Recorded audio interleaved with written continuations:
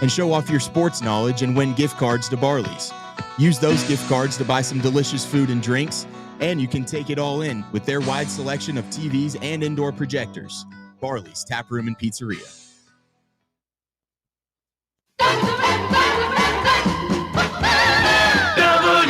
WKGN 1340. Go Vols! You're tuned in to East Tennessee's premier sports radio call-in show. This is The Drive.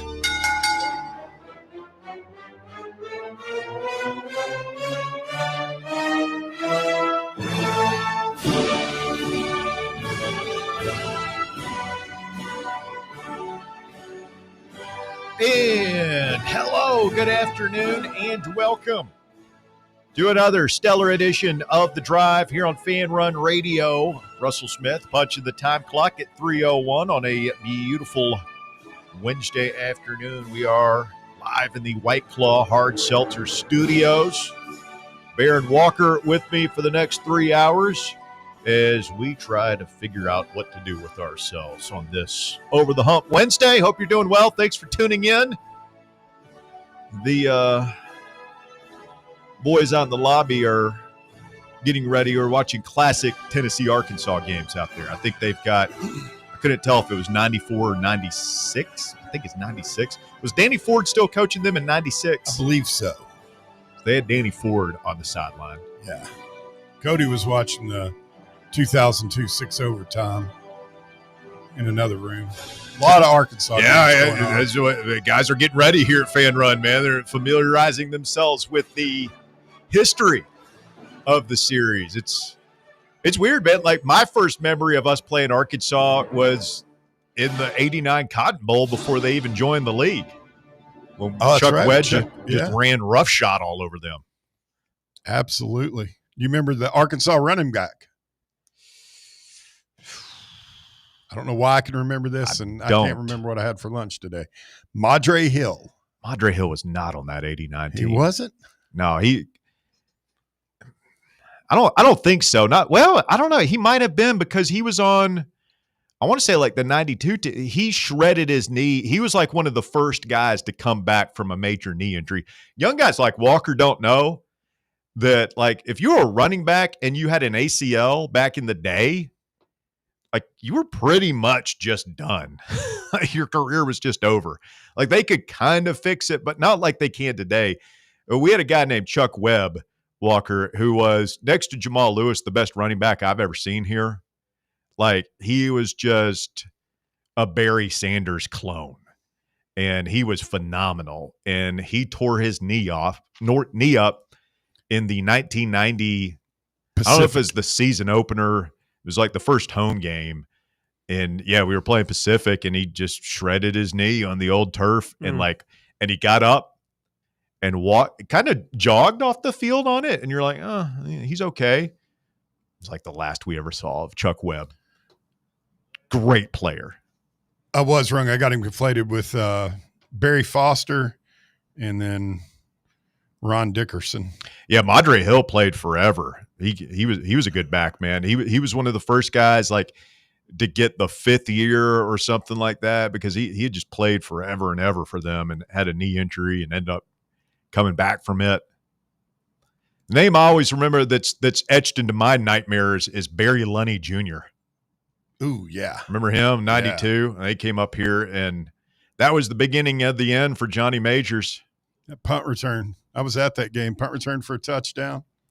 We thought I would just roll over Arkansas. We had it rolling, undefeated. Coach Majors is back. Lost to a lightly regarded Arkansas team. Followed that up with a loss to the eventual national champions, Alabama. And then followed that up with a complete disaster in Columbia against the complete disaster. We lost to both. Like, Arkansas and South Carolina came into the league that year and beat us both. Yeah, South Carolina, I think it was Halloween. I mean, I watched that game too. Yeah, Foster, that Arkansas team back in 89, they had 3 NFL running backs on that roster. Golly, they had 2 1,000-yard rushers on one team. Tells you how the offense was back then. And then I remember the 93 game when Danny Ford was caught on the hot mic saying he hoped that Heath Schuler blew his knee out. Hope he tears his knee up. Danny Ford wanted to harvest Heath Schuler's ACL. That was You talk about a renegade coach. Danny Ford won a national championship at Clemson, and it got them in all sorts of trouble for paying players, and then managed to talk himself into a Southwest Conference job. Old school, if you ain't cheating, you ain't trying football coaches, man. I miss those guys. I mean, they were dirty. There were some guys from Knoxville that played for him on that on the national championship team. Maybe one of the Koffers. Excuse me.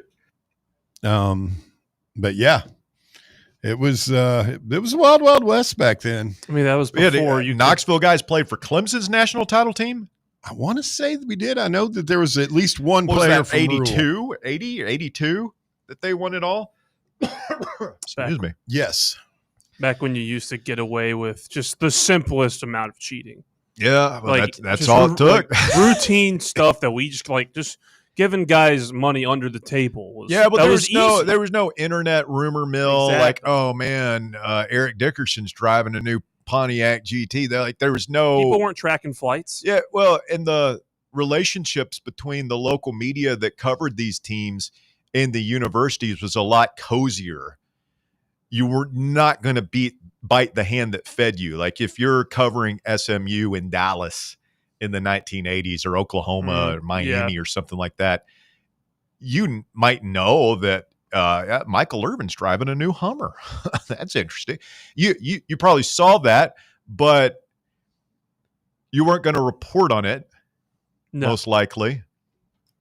Probably. That's how Paul Feinbaum made his name in the business, was like blowing the cover off a couple of Auburn and Alabama cheating scandals. And he was a newspaper reporter back in the late 80s, early 90s. I think he's the guy who got Gene Jelks for Alabama. I think it was Eric Ramsey of Auburn kind of got. Jelks was good, man. Those guys, I don't remember. They were getting paid, and Feinbaum was able to report it. And that's how he rocketed to the possible senatorial candidate that you see before you today. I wonder how many of those guys, because I wonder how much Gene Jelks got paid to go to Alabama. I wonder if they're just sitting somewhere watching these kids now, and they're signing 7-figure deals. Those guys got into trouble for. Yeah. I mean, what do you think? 50,000. AJ Green feels like he got suspended for 4 games for signing some jerseys. Johnny Manziel, like all those guys that got in. Jim Tressel. Yeah, guys that got in trouble for taking, relatively paltry sums. Mm-hmm.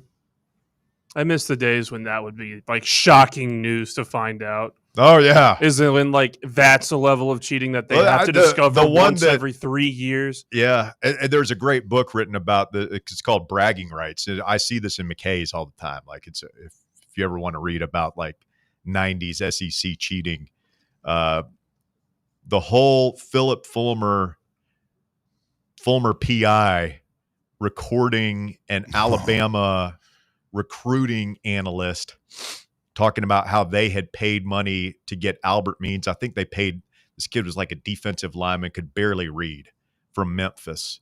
And his high school coach basically sold him, pimped him out for like $200,000. Jeez. And it's a whole thing, and like shady boosters and all this stuff. Like it was a whole thing, man. But now it's just like it's all out in the open. And $200,000 is probably still you probably pay a 5-star defensive tackle a little bit more than that coming out of high school. But back in like 1999, that was, it was major cash. Yeah, when you consider inflation and in today's dollars, sure it was. I mean, but there was a thing at Tennessee where several football players, this is what they got suspended for. They were, I don't know if they still do this, but they used to give the football players, I think it was like 2 tickets you give to your mom 2 and tickets dad. to paradise. And several of them got caught selling those tickets for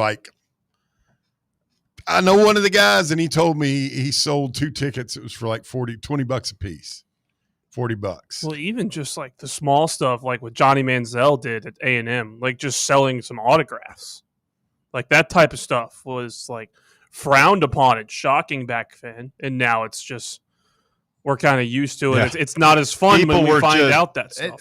That's not long ago, man. That was like 10 yeah, it years wasn't ago. even 10. It's People were just barely clutching 10 their years ago. pearls. Oh my God, Johnny Manziel is absolutely reprehensible. How could you sell your own autograph? Oh my God, Who else they got got to caught, throw the book at them. God, Georgia ran Todd Gurley. He got in trouble for that, for the autograph thing. The big, I mean, they basically just ended Jim Tressel's career over what Tattoo Gate, where they were trading jerseys. Tattoo Yeah, I Gate. mean, they were trading jerseys for tattoos. Their game worn jerseys. That's right.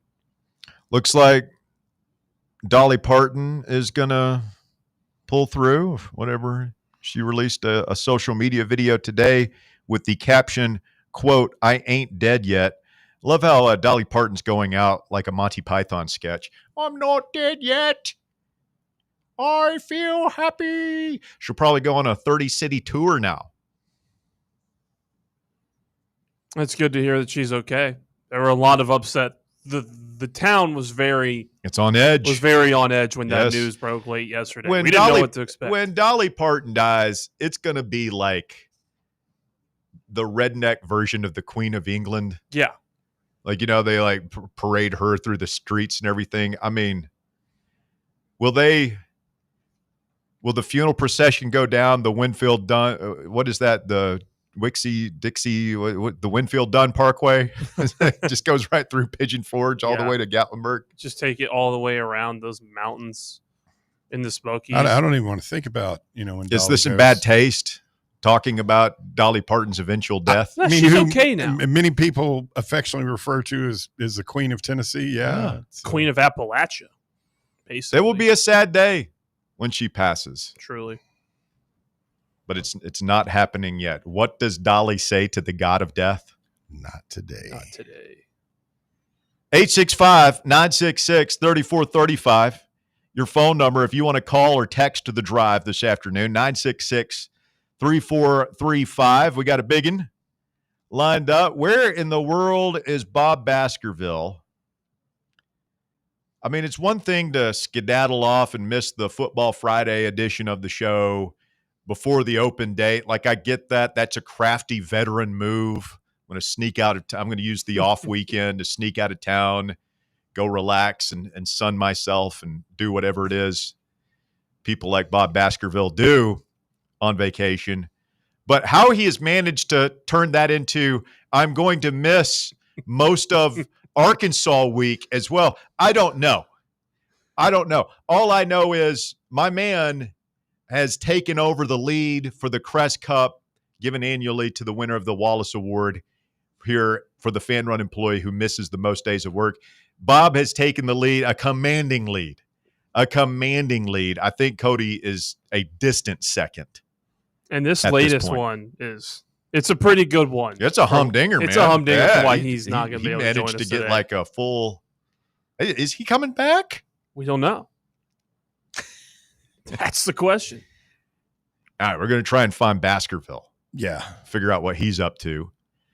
Then in hour number 2, our old pal Connor O'Gara, who covers the SEC at large for Saturday Down South, is going to join. We'll talk to him about all the, get his thoughts on the Vols and the Hogs, and a big weekend in the SEC too. You got the Red River Shootout, which I'm still struggling to feel like this is a part of. The SEC. It's weird that this is a conference game. It is a little weird. Like it was like the biggest Big 12 game of the year every year. It felt like. How did that game? I don't even remember what happened in that game last year. I don't Did remember. Texas spank them? Yeah, I think must have. Texas smoked them. Yeah, I think they did. Alabama at Mizzou. Best. I mean, that's what everyone's picking that upset. Missouri's just kind of flying under the radar, man. Like they ain't played nobody. They've been off the map. They've been hidden on the SEC network alternate channel, Just nobody's really seen Missouri. Not against the top of the conference. We're gonna see them. They get their chance. They get to welcome. They get Bama. Everybody's drinking the Bama Kool-Aid right now, talking about they're the best team in the SEC, and they've recovered from their Tallahassee, whatever happened there. Yes, and they just ran into a really good football team. It was hot that night, so I bet Como going to be hopping Saturday. Oh, sure it is.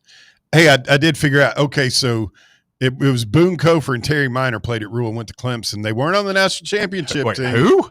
Boone Kofer. Boone Kofer? He's one of the Kofers. Outstanding. James Boone Kofer. James Boone Kofer. And Terry Minor. So they had committed to that Clemson. Sounds like a tag team champ. Here come the Boone Kofer and That's Terry Minor. Those are stage names. Those are dudes who are going to hit you over the head with a steel chair and maybe another foreign object. But they are the reason apparently Clemson went on probation, because they told Danny Ford on National Signing Day that they wanted to back out of their commitment and attend UT. Ford said no. What do you mean he said no? He said no. Back then you could say no. They wouldn't let him out of their commitment. Oh, so they hadn't committed. They had signed the papers. They had signed. I guess so. It was on National Signing Day. He had already denied other players scholarships based on their commitment. They claimed Clemson bribed them. They sued for $12 million in loss. And then Clemson, the next 2 years, they were on probation, went 9-1-1.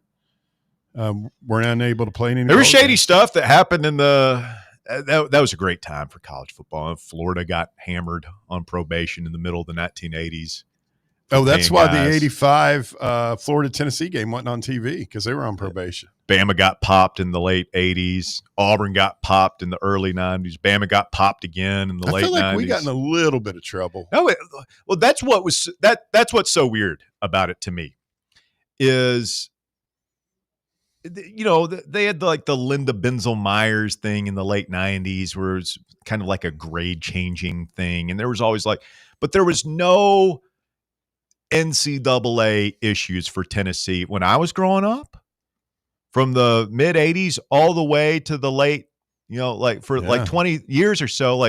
Tennessee, I mean, nobody's going to sit here and say we weren't paying players, but they never got in trouble for it. Not even a whiff. And Doug Dickey would say his job is to keep the NCAA off campus, and he ran a really tight ship back in those days. So it's laughable now because we've had so many NCAA issues the last 10 years or so.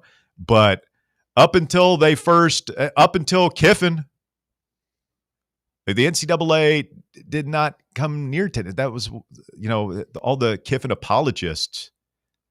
He's the one that that's one reason I could never go back to him. Is he just completely brought the NCAA onto campus. He completely tarnished our reputation, and you might not care, and I know it doesn't matter, and we live in a just completely amoral sports universe now. It doesn't matter, but it kind of did at once upon a time. It's kind of quaint now looking back on it. Yeah, but didn't want the NCAA on campus because they could really hammer you. They would throw the book at you. Auburn was not on TV for an entire year. They were banned from television and couldn't go to a bowl game. It was just no, you couldn't even watch them.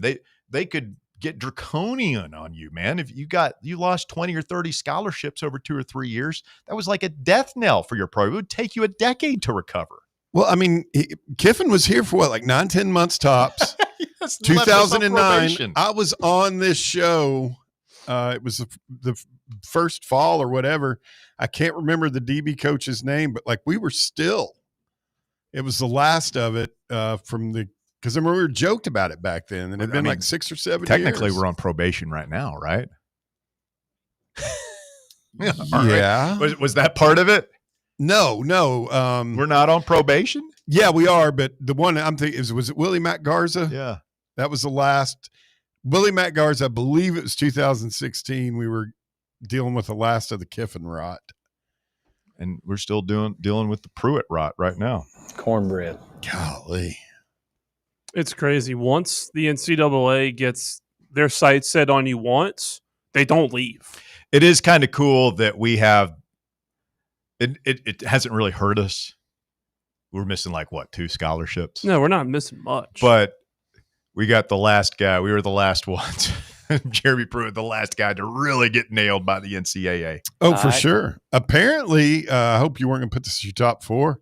Apparently, North Carolina right now, they've got a coach suspended for. Yeah, but that was. Saw that. Did you? I didn't read what it was. It was just wow. No, it was something silly. It was like impermissible contact or something. I can't even believe they're suspending him. The headline, I looked at it a little bit when I was doing top 5 stuff. The headline is this assistant coach gave away too many tickets that he was given. Yeah, that was it. Yeah. He just gave away too many of them and they suspended him for it. Who cares? Exactly. Quick timeout. The Drive getting fired up on a Wednesday afternoon. Tennessee and Arkansas. We go inside the matchup. Taylen Green. But who else are the Hogs bringing with Bobby Petrino and the boys? We'll talk about it when we continue right here on Fan Run Radio. Stay with us. The Drive. Can't get enough Fan Run Radio? Download the free Fan Run app and take the best Tennessee sports conversations with you wherever you go.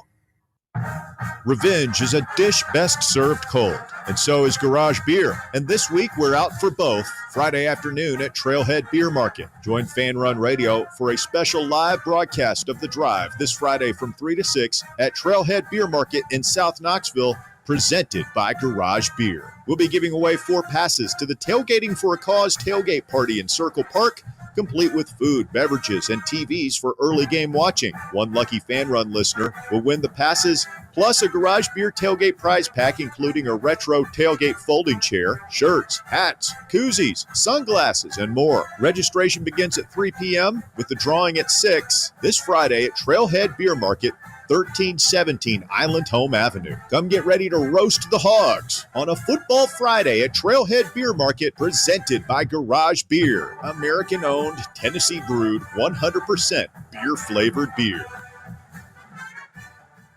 Yee-haw! I've been hooting and hollering ever since I started betting with the VIP Play app. VIP Play has more than 200 leagues, every bet type you can imagine, live betting and live hosts, all with 24/7 support from real live people when you need them. Start betting better with the VIP Play app today. Don't be a better, be a better with VIP Play today. Download VIP Play today or head to VIPPlayApp.com. Make sure you use the promo code FANRUN to take advantage of their welcome bonus and so they know that we sent you. Gambling problem? Call 1-800-8899-789. Must be 21 or older and located in Tennessee to bet. Vol fans, reimagine your home at Broadway Carpets and Flooring for any remodeling or building needs. With a variety of carpets, rugs, hardwood, vinyl, and stone, Broadway has all the flooring and installation options you're looking for, including pet-resistant products like Pet Perfect Carpet from Shaw Floors. Visit their showroom in downtown Knoxville or the location in West Knoxville located on Kingston Pike near Pellissippi Parkway today. Got a flat tire? Strange noise under the hood? Don't stress. Roll into Matlock Tire and Auto Service. From oil changes and brake repairs to brand new tires, Matlock's certified techs do it all. Fast, friendly, and fair priced, Matlock is the home of the price match guarantee. Bring in any competitor's ad and Matlock will match the exact same tire for the exact same price. Matlock Tire and Auto Service. 5 locations in East Tennessee. Visit MatlockTireService.com to find the location nearest you and schedule your appointment. Fan Run is giving away a huge prize package. That's a big box. What's in there? You're going to want to find out. What's in the box? What's in the box? A winner will be drawn live on Halloween during Fan Run Friday at Calhoun's on the River. To learn how you can earn entries, make sure you're tuning in daily to Fan Run Radio and following us across all of our social media platforms on Facebook, YouTube, X, TikTok, and Instagram.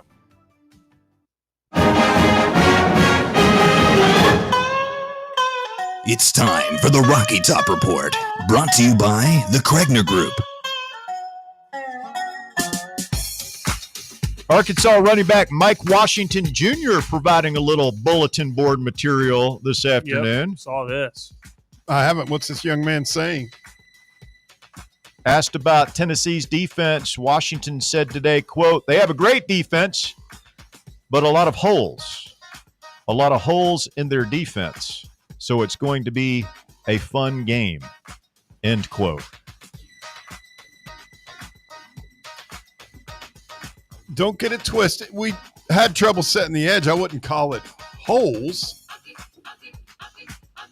We've got one of the best pass rushes, and pass rushing, we're above average. A little bit soft on the back end. This guy's ran 61 times for 393 yards and 4 touchdowns this season. He's also caught 7 passes for 99 yards and a score. So 5 tutties on the year for this Washington Jr. kid. See how he likes kneeling at night or late afternoon with – we're going to have who? Jackson Moy is Hobbs and Hobbs back.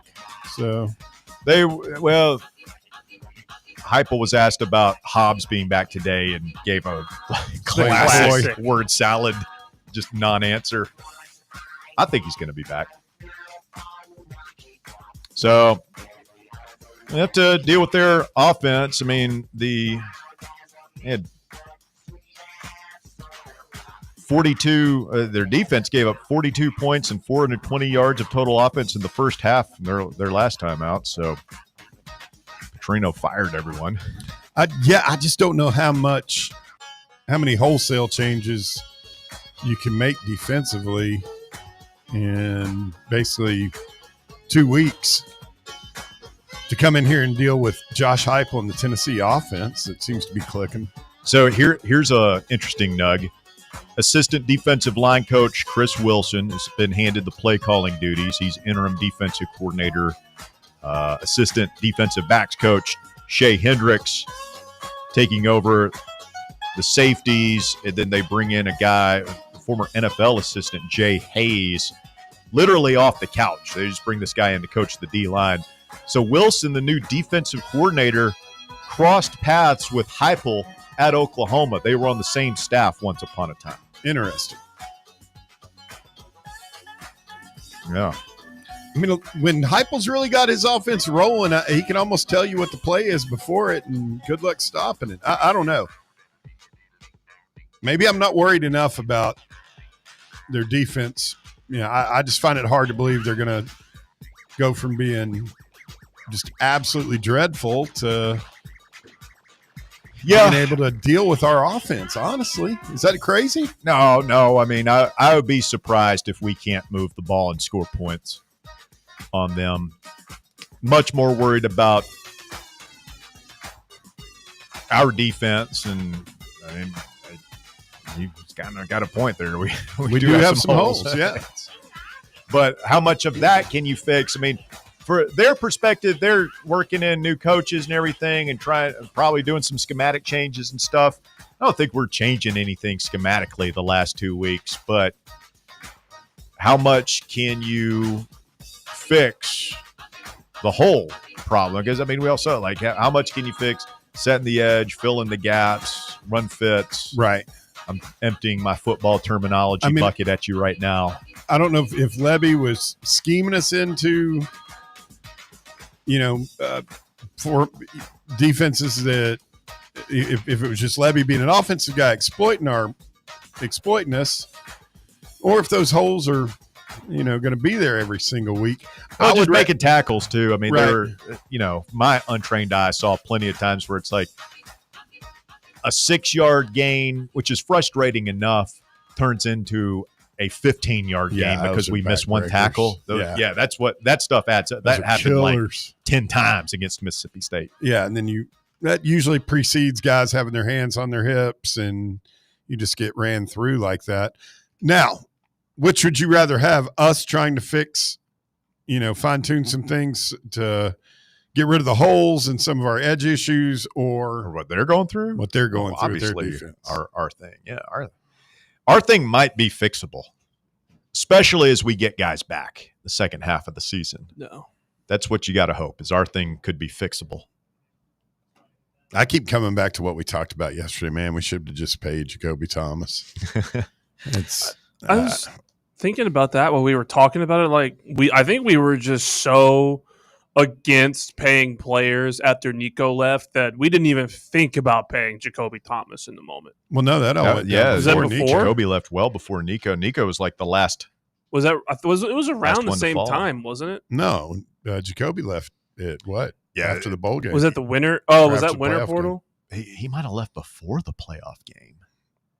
Oh, that's right. We did have a bunch of. I don't opt-outs. remember if He left before Nico. Nico left after spring practice. Jacoby Thomas had left well before. We just decided we weren't going to pay him. But that was a tumultuous time too, and all these staffs are figuring this stuff out. It's like, man, if you pay one of these kids, so we had everybody coming out there. It wasn't. It's not like Ricky it was Gibson, just Jacoby. McCoy, Yeah. Boo. Gibson held us up. Boo held us up. And then there were others that we let, all the receivers we just let walk. Well, yeah, but after Except for seeing Mike. Knowing what we know now, I mean, it was makes the right perfect call. sense. But at the time, I mean, remember how much angst we had in the preseason. Oh my God, these receivers are so unproven. Brazel hadn't really done anything, And we're thin on numbers. And we just let Nimrod, Caleb Webb. Who was the other one? There were at least Squirrel. two more. Squirrel. Yeah, there was. Excuse me. Just let them walk.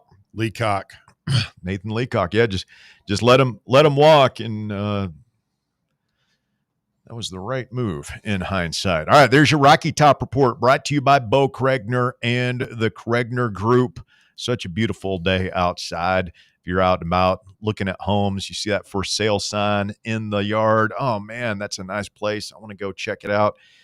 Before you do, remember, it's never been more important to have trusted individual representation when you're entering the real estate market. My friend Bo Kregner has been doing it for a long time, very successful in getting his clients the best deals possible and keeping them out of trouble too with these housing prices. You gotta have somebody who knows their stuff in your corner. Bo Kregner is that guy. Give him a call, whether you're selling, buying, or anything else. Bo Kregner is here to help. It all starts with a free phone call. Doesn't cost a dime. Tell him I sent you. 865-742-1035 is his number. You can find that number online. BoKnowsHouses.com is the website. BoKnowsHouses.com. Bo Kregner and the Kregner Group. They do real estate the right way. Let's go to the Fan Run breaking news desk this afternoon.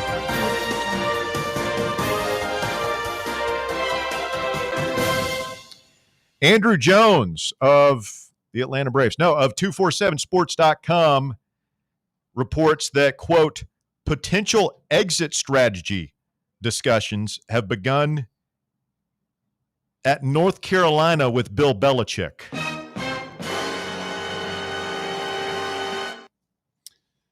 Yeah. He's played like 4 games. Well, they canceled their Hulu thing. Oh, my God. What a disaster. Somebody had a good point on that on Twitter that you don't really cancel a documentary. If it was a true documentary, you wouldn't cancel it. Well, this is Mike Florio says, while it doesn't mean that Belichick will be fired, quote, preliminary conversations about the possibility have occurred.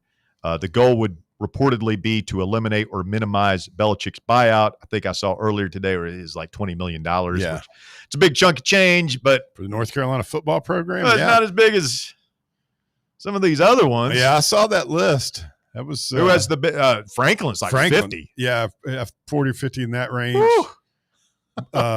Little Mikey Stoopsy's up at Mark.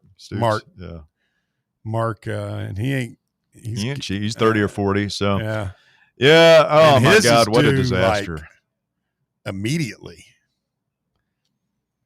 so they can't even spread that out. Yeah, it's just, man.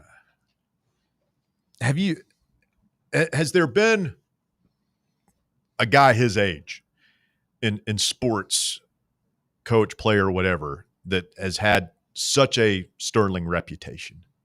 I mean, there's no doubt when you talk about the greatest coaches in NFL history, Bill Walsh is up there. He's one of them. Bill Belichick is. I was already trying to think who else is up there. Belichick is on that Mount Rushmore. Sure, along with Bill Walsh, Chuck Noll. Gee, yes, I was going to say Chuck Noll. Other guys who've won a bunch of Super Bowls. Tom Landry, whoever. Andy Reid. Yeah. Have you ever seen a guy like that just ruin his reputation so quickly? His legacy, not really, but I mean, it had already started when Brady went to Tampa Bay and won another Super Bowl, and the Patriots kind of fell off the map there at the end with them. And then, I mean, I've never seen anybody tarnish their legacy more than this guy. The only guy that's come close, it was in a different sport, is when like Phil Jackson was regarded as one of the best head coaches ever in the NBA, and then became the GM of the Knicks and almost completely ruined his basketball reputation. That was rough. That's pretty bad, but it doesn't. I mean, Belichick, the Jordan angle of this is what makes it even more. Well, for a guy whose whole thing was like, I was raised around, my dad coached at Navy, ultimate disciplinarian, do your job, absolutely no nonsense. To allow him, like his personal life, to become a circus is just unimaginable. Like if you hop in Doc Brown's time machine and go back 10 years and say like Bill Belichick will become a national laughingstock because he's taken up with this 20-something, this controversial 20-year-old girl, you would have been like, no, that's insane. Just the hoodie, sweatshirt, the most miserable guy of all time. No, like that's absolutely not. He's just going to live like a monk in a monastery. Bill Belichick doesn't have sex. He's not interested in women. He's just a football guy. And yet here we are. Yeah. I mean, if you look up somebody, I'll have to Google it and find the exact numbers. Somebody did, win-loss for his with Tom Brady and without, and it's not good without Tom Brady. No, you lose.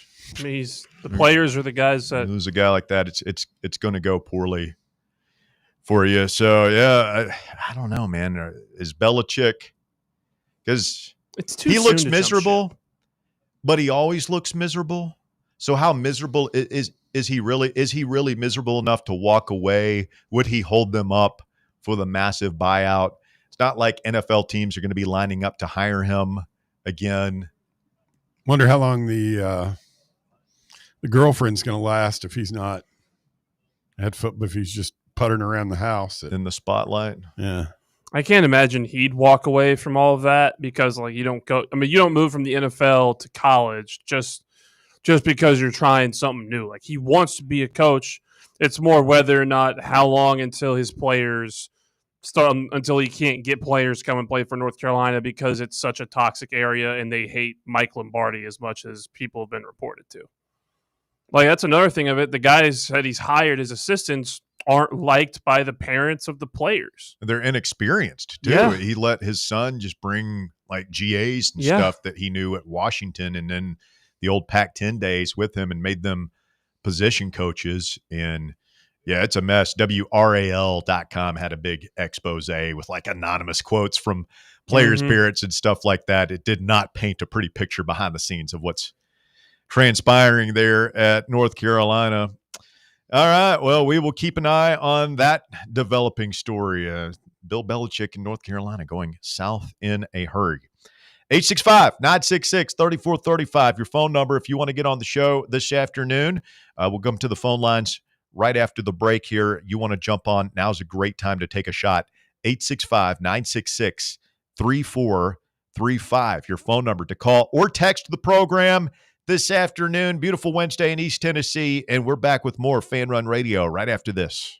The Drive. Streaming worldwide at fanrunradio.com and on the free Fan Run app. This is Big Orange Country's sports talk radio superstation, Fan Run Radio, Knoxville. Hey, Knoxville. Surfside iced tea and vodka made with real brewed tea is only 100 calories, 2 grams of sugar with no bubbles and no troubles. That's right. zero carbonation, so it's easy to sip and enjoy. Headed to a game day or party at a friend's house? Bring an iced tea or lemonade variety pack from Surfside, or try their green tea and new raspberry tea vodka. Find the can with the sunset stripes this season. Surfside iced tea and vodka, sold at bars, restaurants, and stores near you. Surfside iced tea and vodka, sunshine in a can. Must be 21 or older. Enjoy responsibly. Citizens National Bank. We believe a good game plan is essential for success. With a CNB Plus Perks checking account, you'll save money with cell phone protection, roadside assistance, identity theft protection, and more. Banking at CNB has its perks. Find out more at cnbtn.com. Citizens National Bank. Banking never felt so good. Member FDIC. Is that old tree in your yard starting to lean a little too much? Branches hanging over your roof? Don't wait until it's too late. Call ECR Total Landscapes today. At ECR Total Landscapes, we specialize in safe, professional tree removal, trimming, and storm damage cleanup. So if you've got trees that need to go, now is the time to give us a call. Plus, we're offering free stump grinding now through the end of the year when you use or mention promo code FANRUN. That's right, free stump grinding for FanRun Radio listeners. At ECR Total Landscapes, we live up to our name by offering total landscape services. In addition to tree cutting, we also offer a wide range of landscape installation services and custom monthly maintenance packages that create stunning outdoor spaces tailored to your vision. Give us a call today to schedule a free estimate at 865-384-2012 or just visit us online at ecrtotallandscapes.com. The number one problem we see at our clinic is delaying treatment. ED can get worse. Book your appointment right now. Call 865-544-8220. Prefer privacy? Book online in under 30 seconds at menspronknoxville.com. At our clinics, men's sexual health is the whole job. Look, I'm a normal guy too. I hate going to the doctor, but we've helped so many guys in here just like you. Even if pills have failed, our medical team is going to take the time to talk you through it. Same day in-house lab, and the treatments, well, they could change your life. Your local medical team has your back. ED, performance, Peyronie's, size and shape modeling. We tailor what works for you. I'll get to the point. Can you imagine epic performance and epic sex? Yeah, I said it. A stronger you is closer than you think. We're available right now. Call 865-544-8220 or book in 30 seconds or less at menspronknoxville.com. Men's Pro Knoxville, making it happen. Hi, I'm Bo Kregner from the Kregner Group. Are you looking to buy or sell a home? Whether you're upgrading, downsizing, or just need a change, it's never been more important to have experienced, trustworthy representation in the real estate process. So if you have any real estate questions, I'd love the opportunity to earn your trust. Call me anytime for a free chat, 865-742-1035, or find me online at boknowshouses.com. The Kregner Group, real estate the right way. Good afternoon. The fire department's out here with a couple of minor problems here in the last 15, 20 minutes. It's just building where you would expect now. Downtown Knoxville, 40 West at 17th Street, 275, trying to get a little bit busy. We saw it pick up there a few minutes ago. Northbound, 75, starting up through Anderson County. Watch for radar. Further on up, you get up there, 75 into Campbell County. Hey, Fountain City Jewelers, your diamond engagement ring headquarters. Stop by and see Mark Enix and shop local at Fountain City Jewelers, right next to Litton's. I'm Commander Chuck with your on-time traffic. Put the game on, baby. Let's go Vols. When they open up that tee, I feel like running through a wall. Put the game on, baby. Been having weird calls for another helmet smacking. Fan Run Radio, the drive continues. Russell Bear and Walker back with you doing the thing. It was 1981 Clemson won national championship, according to an alert listener. Maryville Will reporting live from the Bahamas. Vol fans everywhere spotted a fellow Fan Run listener in the Bahamas. We're everywhere. It always amazes me when people text us from the beach with their family. They're at the beach in some beautiful tropical location, but they're listening to the drive. I appreciate it. I appreciate the dedication. I just like, I mean, as soon as, I do it. You do it. Yeah. I landed in LA and then got in the rental car and was immediately driving. Started listening to the show. Put the app on. That was the day where Bob and I think Walker, I hope I'm not including you in this, had the no 3-on-3 debacle. Oh yeah, the USF quarterback conundrum. I remember that one. Man, y'all really both of us should have done yourselves in better. glory Both of us should have that done day. better But in yeah. that moment. It's for sure. We are underway with the baseball today. Mariners already up 1-0 on the Tigers. They look to close that series out. Just a full slate of baseball today. It's awesome. Yeah, man. My Yankees hate watch didn't pan out. Please continue hate last watching. night. Yeah, I Help us will. out. I will. I'll be right there tonight doing it again. Yankees and Phillies hate watch tonight for me. Why do you hate the Phillies? Because they're in the Braves division. They're like the Braves, probably second biggest rival. Nemesis. Who do you hate more, the Phillies or the Mets?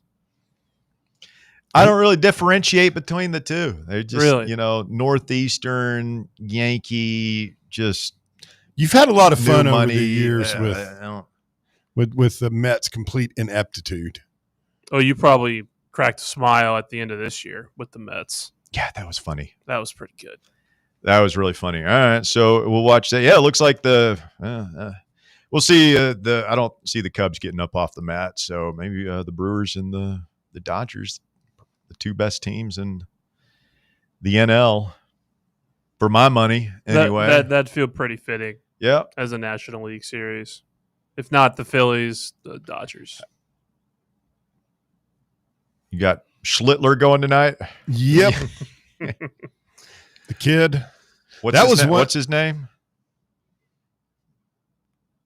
He doesn't want to say it. I don't think he doesn't know. No, it's don't what know? Russ said. I'm not going to say it. What? You don't know who it is, do you? Yeah, I do. You've forgotten. He doesn't know. That's the kid from the other night who dueled. Because you know damn well. That I just said it. He did 20 seconds ago. Yeah, it is Cameron. Cam Schlitter. You had no clue who it is. No clue. Schlittler. Schlittler. What did you just do? Ooh, there is an L there. Yeah. I can't see. No, you can't say it without the L. Schlittler. There you go. And yeah, I am familiar. No, that's on me.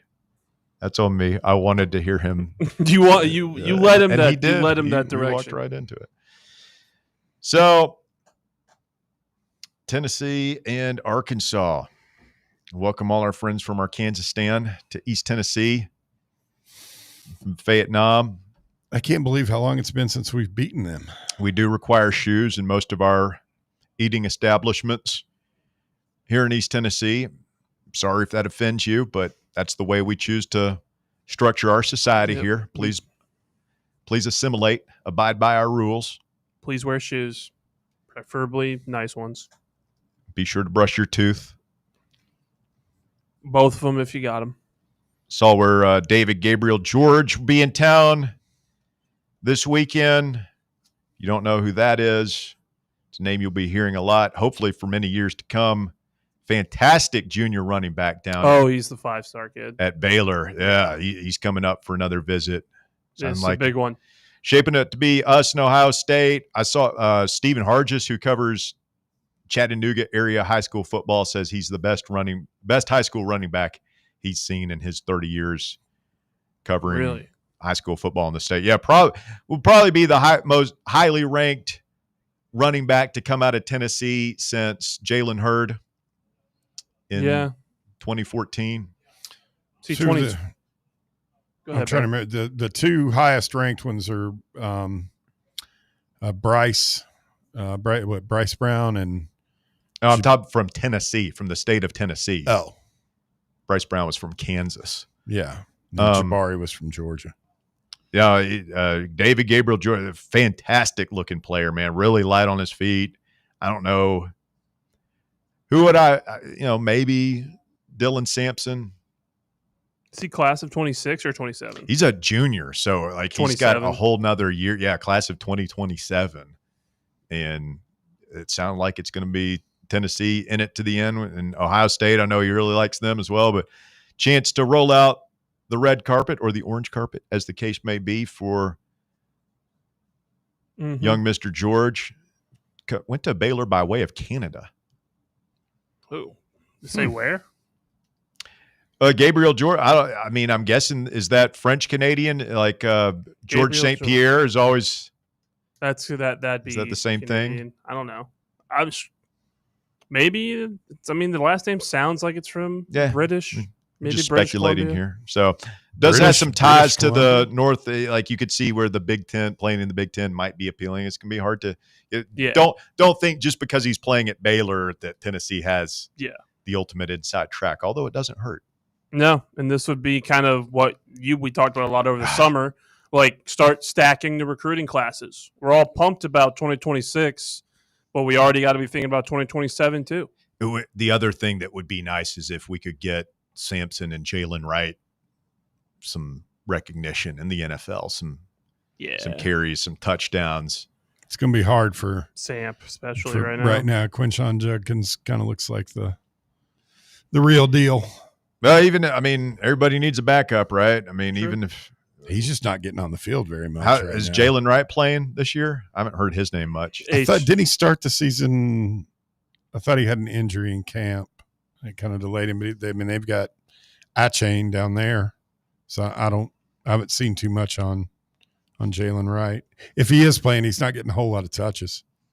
Alert listener asks, do we know if the baseball championship trophy is on display anywhere on campus? Arkansas fans might like to see one of those trophies while they're here this weekend. That's petty. I'm here for it. I like it. We do need to honor. I know we're honoring the Sugar Vols this weekend. We need to bring out Tony V needs to make an appearance in front of those Arkansas fans.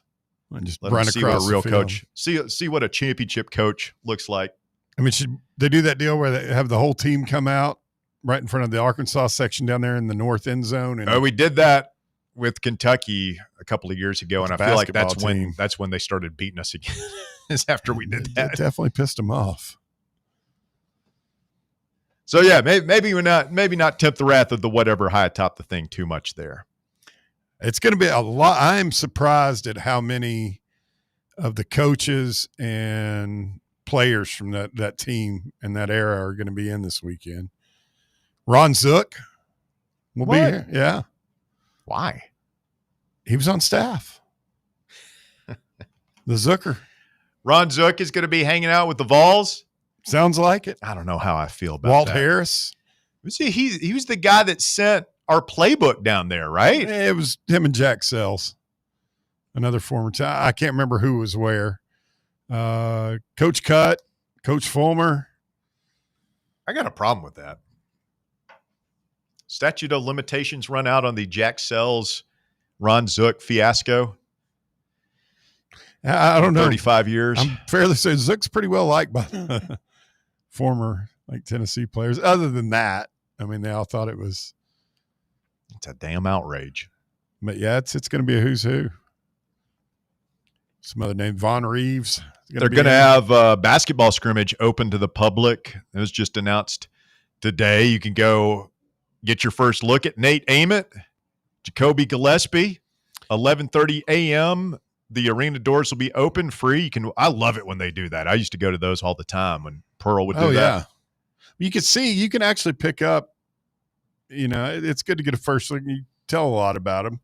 Did we talk about yesterday the report that Nate Ament has gained a considerable amount of weight since he's been here? Put on like 25 pounds of muscle. Yeah, and he still looks like a slight breeze could send him tumbling. Yeah, but it's better than being. Yeah, no, I'd rather him be playing 6'9" and like 210, 215 rather than what it looked like he came in at 6'9", 6'10" and like 189. Yeah. No, he's Coach G doing work with the boys, getting them all cut up for the long season ahead. So who are you? And this may be a question for the circle back to. Who are you most looking forward to seeing? Ament? Oh, yeah. Got to be, right? I tell you, Jalen Carey kid's a close second just because of his motor and attitude. We need some guys to step up. It can't just be Gillespie and Ament scoring the points. The shooting guard rotation is probably what I'm most curious about. Is there anybody going to step up and help those guys, because I mean, we've seen that story here before when you only have one or two guys that can score. Take them out of the game. Well, yeah, you take them out of the game, it gets ugly, but eventually you're going to run into somebody who can stop your one or two guys, and you got to have somebody else to pick it up. And so hopefully there'll be a Briggs this year. I think that Gillespie and Amon are going to be fantastic, but what is that supporting cast going to look like? Your first chance to check them out Saturday morning for free over the arena. Stay with us. Hour number 2 of The Drive coming up next right here on Fan Run Radio. The Drive. Hey, Vols fans, Cody Brown here. I grew up right here in Tennessee and know what it means when someone says, I've got your back. That's why you can trust Farm Bureau Insurance of Tennessee. Whether it's your home, your vehicle, your family's future, or the business you built from the ground up, we will show up for all of your insurance needs. We are Tennesseans who understand what matters, which is doing right by you. Insurance is not all about just paperwork and policies, but it's about the people we insure every day. So if you want insurance that hits home, give me a call at 865-992-3871. Go Vols. Barley's has live music on weekends, general team trivia on Wednesday nights at 8 p.m., and now live sports trivia courtesy of the Knoxville Trivia Guys every Thursday night upstairs. The game starts at 7 p.m. and is free to play for everyone, so head on down to the Old City and show off your sports knowledge and win gift cards to Barley's. Use those gift cards to buy some delicious food and drinks, and you can take it all in with their wide selection of TVs and indoor projectors. Barley's Tap Room and Pizzeria. It's time for the North Knox Siding and Windows High School Football Player of the Week. Brought to you by North Knox Siding and Windows. Call 865-689-0505 or visit them online at northknoxsidingandwindows.com. This week's North Knox Siding and Windows High School Football Player of the Week is Carter High School's Brody Sparks. The Hornets quarterback completed 14 of 17 passes for 223 yards and 2 touchdowns, and also had 7 carries for 51 yards and 3 more touchdowns in Carter's 49-6 win over Fulton last week. Carter High School's Brody Sparks, this week's North Knox Siding and Windows High School Football Player of the Week. North Knox Siding and Windows, locally owned and operated, they can handle all your siding, window, gutter, and roofing needs. Call 865-689-0505 for a free estimate or go online to northknoxsidingandwindows.com. Have you ever found yourself wishing your clothes looked brand new again? Whether it's your favorite suit, that little black dress, or your comfy winter coat, Crown Cleaners can make it happen. From stubborn stains to delicate fabrics, the expert team at Crown Cleaners uses the latest cleaning technology to ensure your clothes come back looking and feeling fresh. Visit one of their 2 area locations, Kingston Pike on Bearden Hill or South North Shore Drive near Dunkin' Donuts. Online at crowncleaners.com. Crown Cleaners, a tradition of excellence. In a world filled with deadlines and screens, sometimes we forget the simple joys of life, days filled with special moments. At Inward Half, we understand the essence of these moments. Feel the difference between our breathable fabrics and flexible apparel as you disconnect from the hustle and bustle and reconnect with what truly matters. Inward Half, simple luxury for on and off the course. You're listening to FM 105.7 and AM 1340, WKGN Knoxville, and W289CU Knoxville, Fan Run Radio. Are you a federal employee facing workplace challenges like suspension or removal? Are you concerned about your security clearance with any federal agency?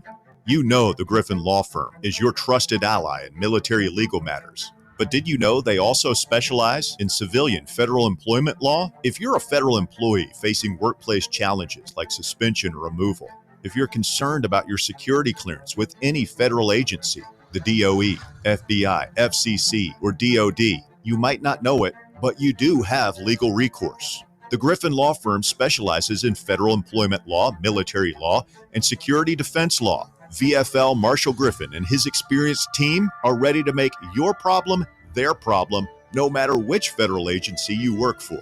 Don't face federal employment issues alone. Remember, remain silent, request counsel, call Griffin Law, 888-707-4282, online at griffinlawdefense.com.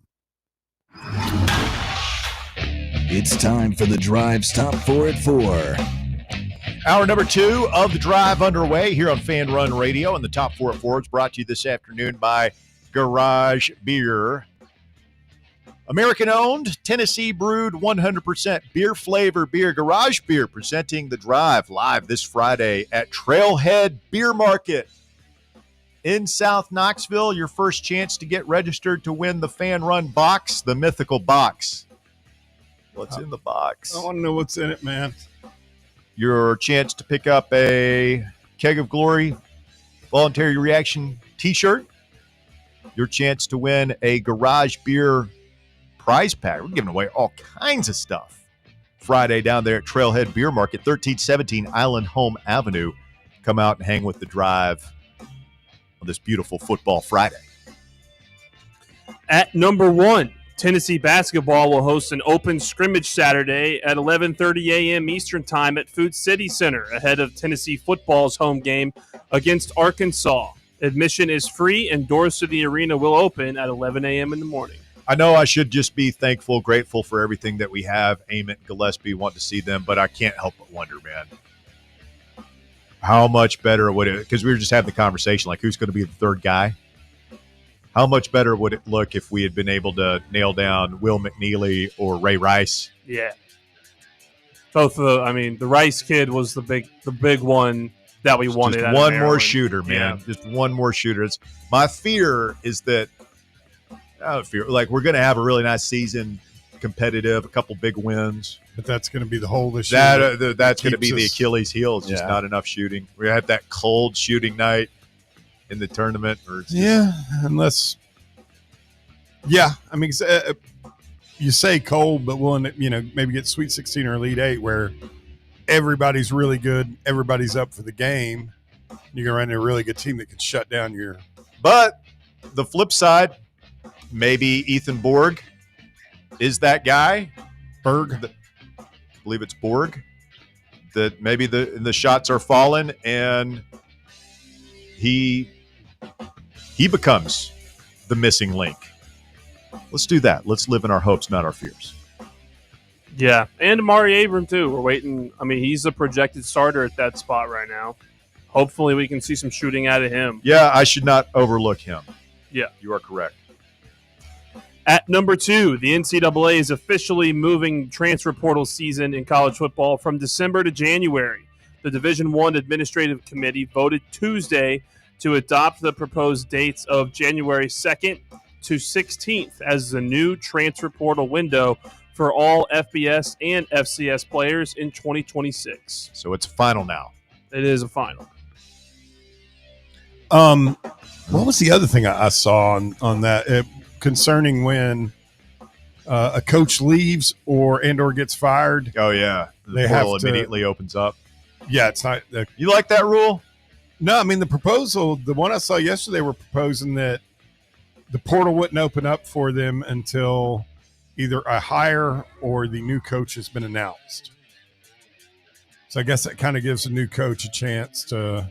Yeah, but schools could really take advantage. Like if your coaching search goes on and on to the last minute, like you could really screw the kids. You coaching searches happen after, like coaching changes happen in January all the time after the transfer portal. I just think if it did happen like that and a school is taking advantage of it, I really think that they'd probably end up in court. I'm sure there'll be some future problem there that they'll have to deal with. At number 3, we got a full slate of games in the MLB divisional round today. The Mariners and Tigers are already underway, with Seattle leading the game 1-0 in the top of the 4th. Coming up, the Brewers look to sweep the Cubs at 5:08. The Yankees play the Blue Jays at 7:08, and the Dodgers try to close out the Phillies at 9:08 p.m.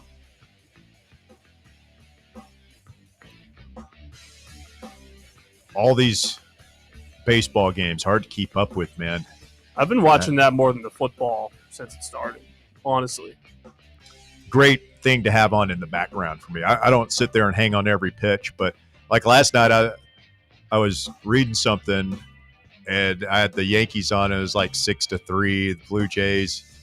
You were all happy. I was happy. And then I missed the Judge homer. I looked, but it was like 6-6. What the hell happened? Judge. And he did it again. Yep. Just like towering home run that just right off the middle of the foul. Did you see JG was at that game? The Yanks game? Yeah. No, I didn't see that. He was right there in the He's left Jersey field guy. stands. Oh, he's in near the where- bleachers? Yeah. With the bleacher creatures back there? Is he wearing orange? I think he's wearing pinstripes. Yeah. Why would he wear orange to the... I don't know. Every time I see him now, he's wearing orange. You think Garantano would just like wear his jersey there? It'd be pretty cool if he did. He would get mercilessly heckled by... We've got fans everywhere. What if he just wore like the orange pinstripe jersey we had The this Tennessee last year? baseball Like jersey. the Tennessee baseball pinstripe one we did. Can't believe I'm going to say this, guys, but I'm really happy that Garantano's, that we've, as a fan base and a program, that we've kind of... Have we? I think so. Have you? I mean, I never had anything personally. It was I just always... low-hanging fruit for me, comedy-wise. He was they were dark victim of times. Pruitt. Yeah. Botch. If Garantano had been coached in this system, he'd be just as good as Hooker and Aguilar. Probably. I believe it. He had that kind of arm, and he seemed like a smart enough guy, pick things up, He process was tough. I'd never question the kid's He toughness. was the Dark Knight. He took some absolutely vicious hits in that Alabama game. Oh, yeah. And at number 4, despite acquiring Joe Flacco just yesterday, Bengals head coach Zach Taylor announced the newly acquired QB will start for the team in Week 6. While it's not necessarily a surprise Flacco will start, pushing him into a starting role so soon does come as a little bit of a shock, as Flacco will only have days to learn the team's entire offense. Well, that doesn't show well on old Jake Browning. No, I mean, he was anyone to watch. This dude's just going to I'm walk sorry. in and take your job. He's got like 3 days to get ready for the next game. When's their game? I mean, Sunday at 1. Yeah. That's going to be – hopefully it'll look a little more fun. I don't think Flacco is going to have a lot of time. Look much worse. I mean, it could not look worse. I mean, it was not fun to watch. Fox turned off that game last week against the Lions.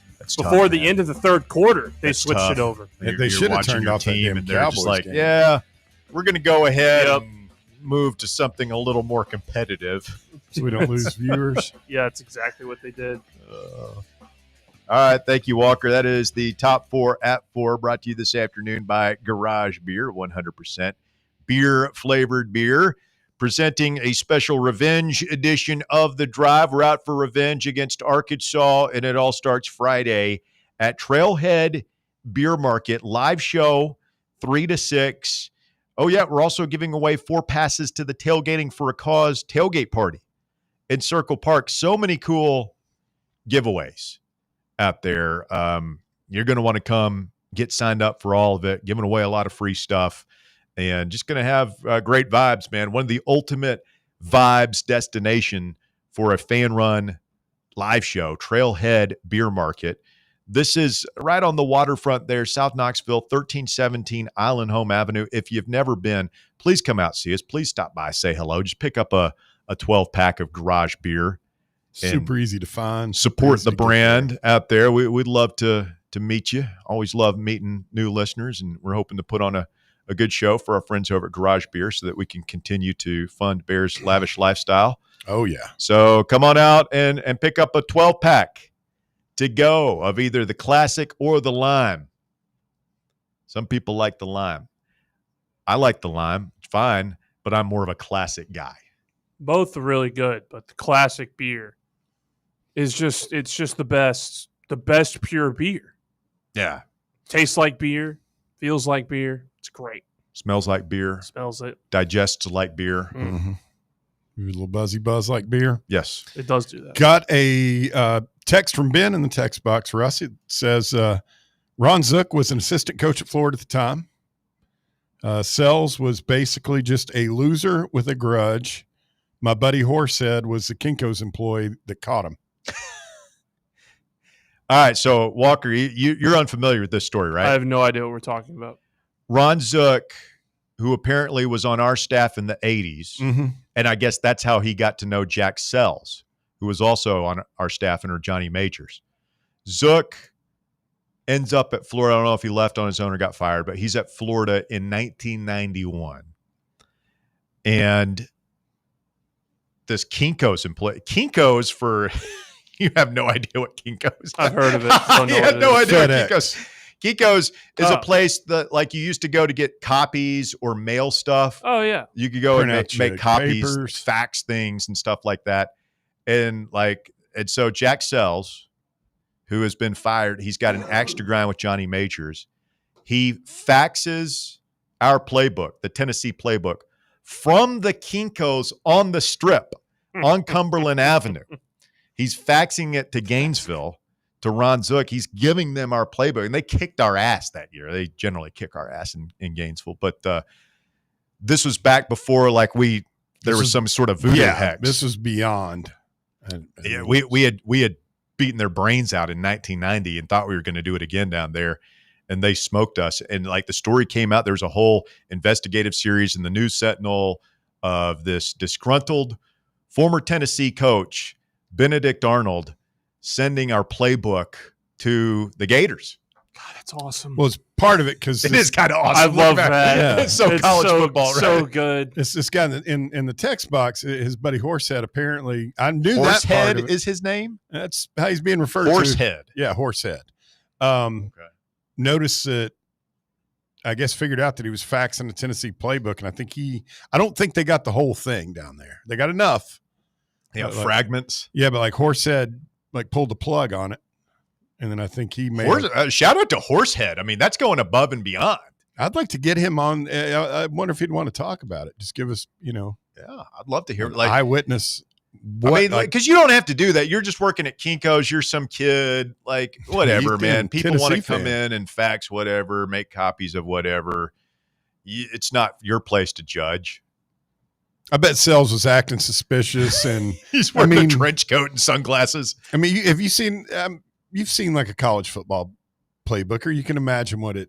That's not a small document. I don't know what they looked like in the early 90s. I mean, in a binder, it was probably was just a giant notebook, binder, giant notebook, and you're just watching somebody. I don't know.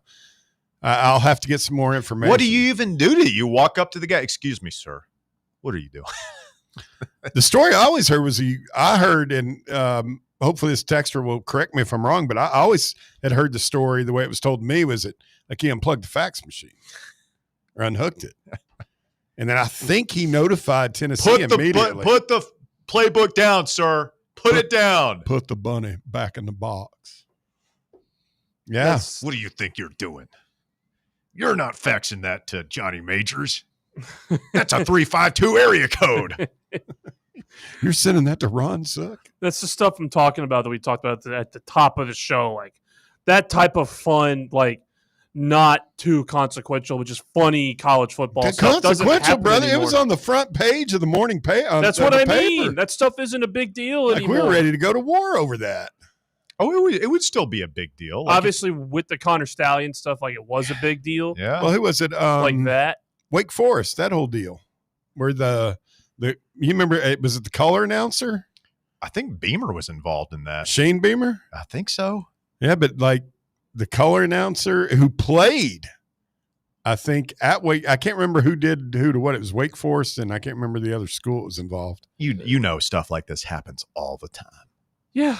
We've probably got some dude hypo pissed off that's giving our stuff to Arkansas right now, and we're probably getting Arkansas stuff from. I mean, you don't think Bobby Petrino has a wake of guys waiting to sell him out all over the place? Oh, probably. The funniest one to me is the one about Tennessee and Florida that they didn't know that Spurrier completely knew what our defensive signals were. Yeah. So a former player was coaching with somebody that played at Florida during that time. The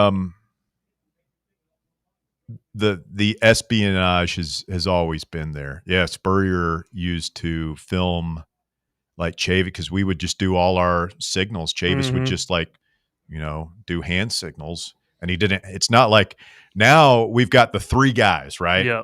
Heupel says the play into the mic, and then the three guys, of course, the quarterback gets it directly, but the three guys in front of the black screens are all doing the signals. And like those guys will change shirts at halftime. Different you colors. never know who's live and who the two dummies are. We still don't know that he might be looking at somebody else who's not wearing anything. And it's just all a diversion. I don't know. But in the 90s, it was just Chavis, just signaling. And so Spurrier, according to the players that were on those teams, had filmed the signals, and like we didn't change them from year to year. But if you go back and watch some of those games, Spurrier was a king. He'd get it. He'd have like 4th and 15. But yeah, touchdown. And we know a guy who was on the team, and he was like, we thought he was like a damn wizard because every time we're in quarters, like he would have the perfect play call. And it usually every time we were in cover This 2, is he sorcery. would have and we're just like, is this dude like in our headsets? Like, how does he know? He knows. He's watching. Like he knows Chavis's signals, and so he would see Wavy never him changed the signal a thing, and then he would like make a quick hand signal to Danny Werfel, and Werfel that's would. Awesome. God, I love right to the perfect spot. I love college sports. It's that stuff. It's the closest we've gotten to like that type of '90s college football shenanigans. Was the Connor Stallion stuff? That was and how ridiculous that goes was. beyond anything. That may be the top. That guy was on on different colleges' sidelines wearing camera glasses. You can even go back to like General Neyland was convinced that like Alabama was sending spies on top of like Cherokee Bluff, and he would send guys up. He's like, get in your car, go across the river, and like I see like a mirror or something flashing over there. He thought he saw like the and he probably did reflecting off. He probably the lens did. Telescope. Like if you're General Neyland, you're an SEC coach in the 1930s or 40s, like you wouldn't send some kids to Sure like you watch would. practice from Especially miles away with binoculars and write down everything they see. A former Take Army pictures. guy. Yeah, exactly. It's in So awesome. signal intelligence. All right, stay with us. Connor O'Gara, Saturday Down South, is going to join the festivities when we continue. We'll get his thoughts on Tennessee and Arkansas and all the SEC games coming up this weekend when we continue next year on Fan Run Radio. The Drive. Catch up with all things Fan Run by subscribing to our podcast feed. Like, rate, and download the show from the Fan Run app or wherever you get your podcasts.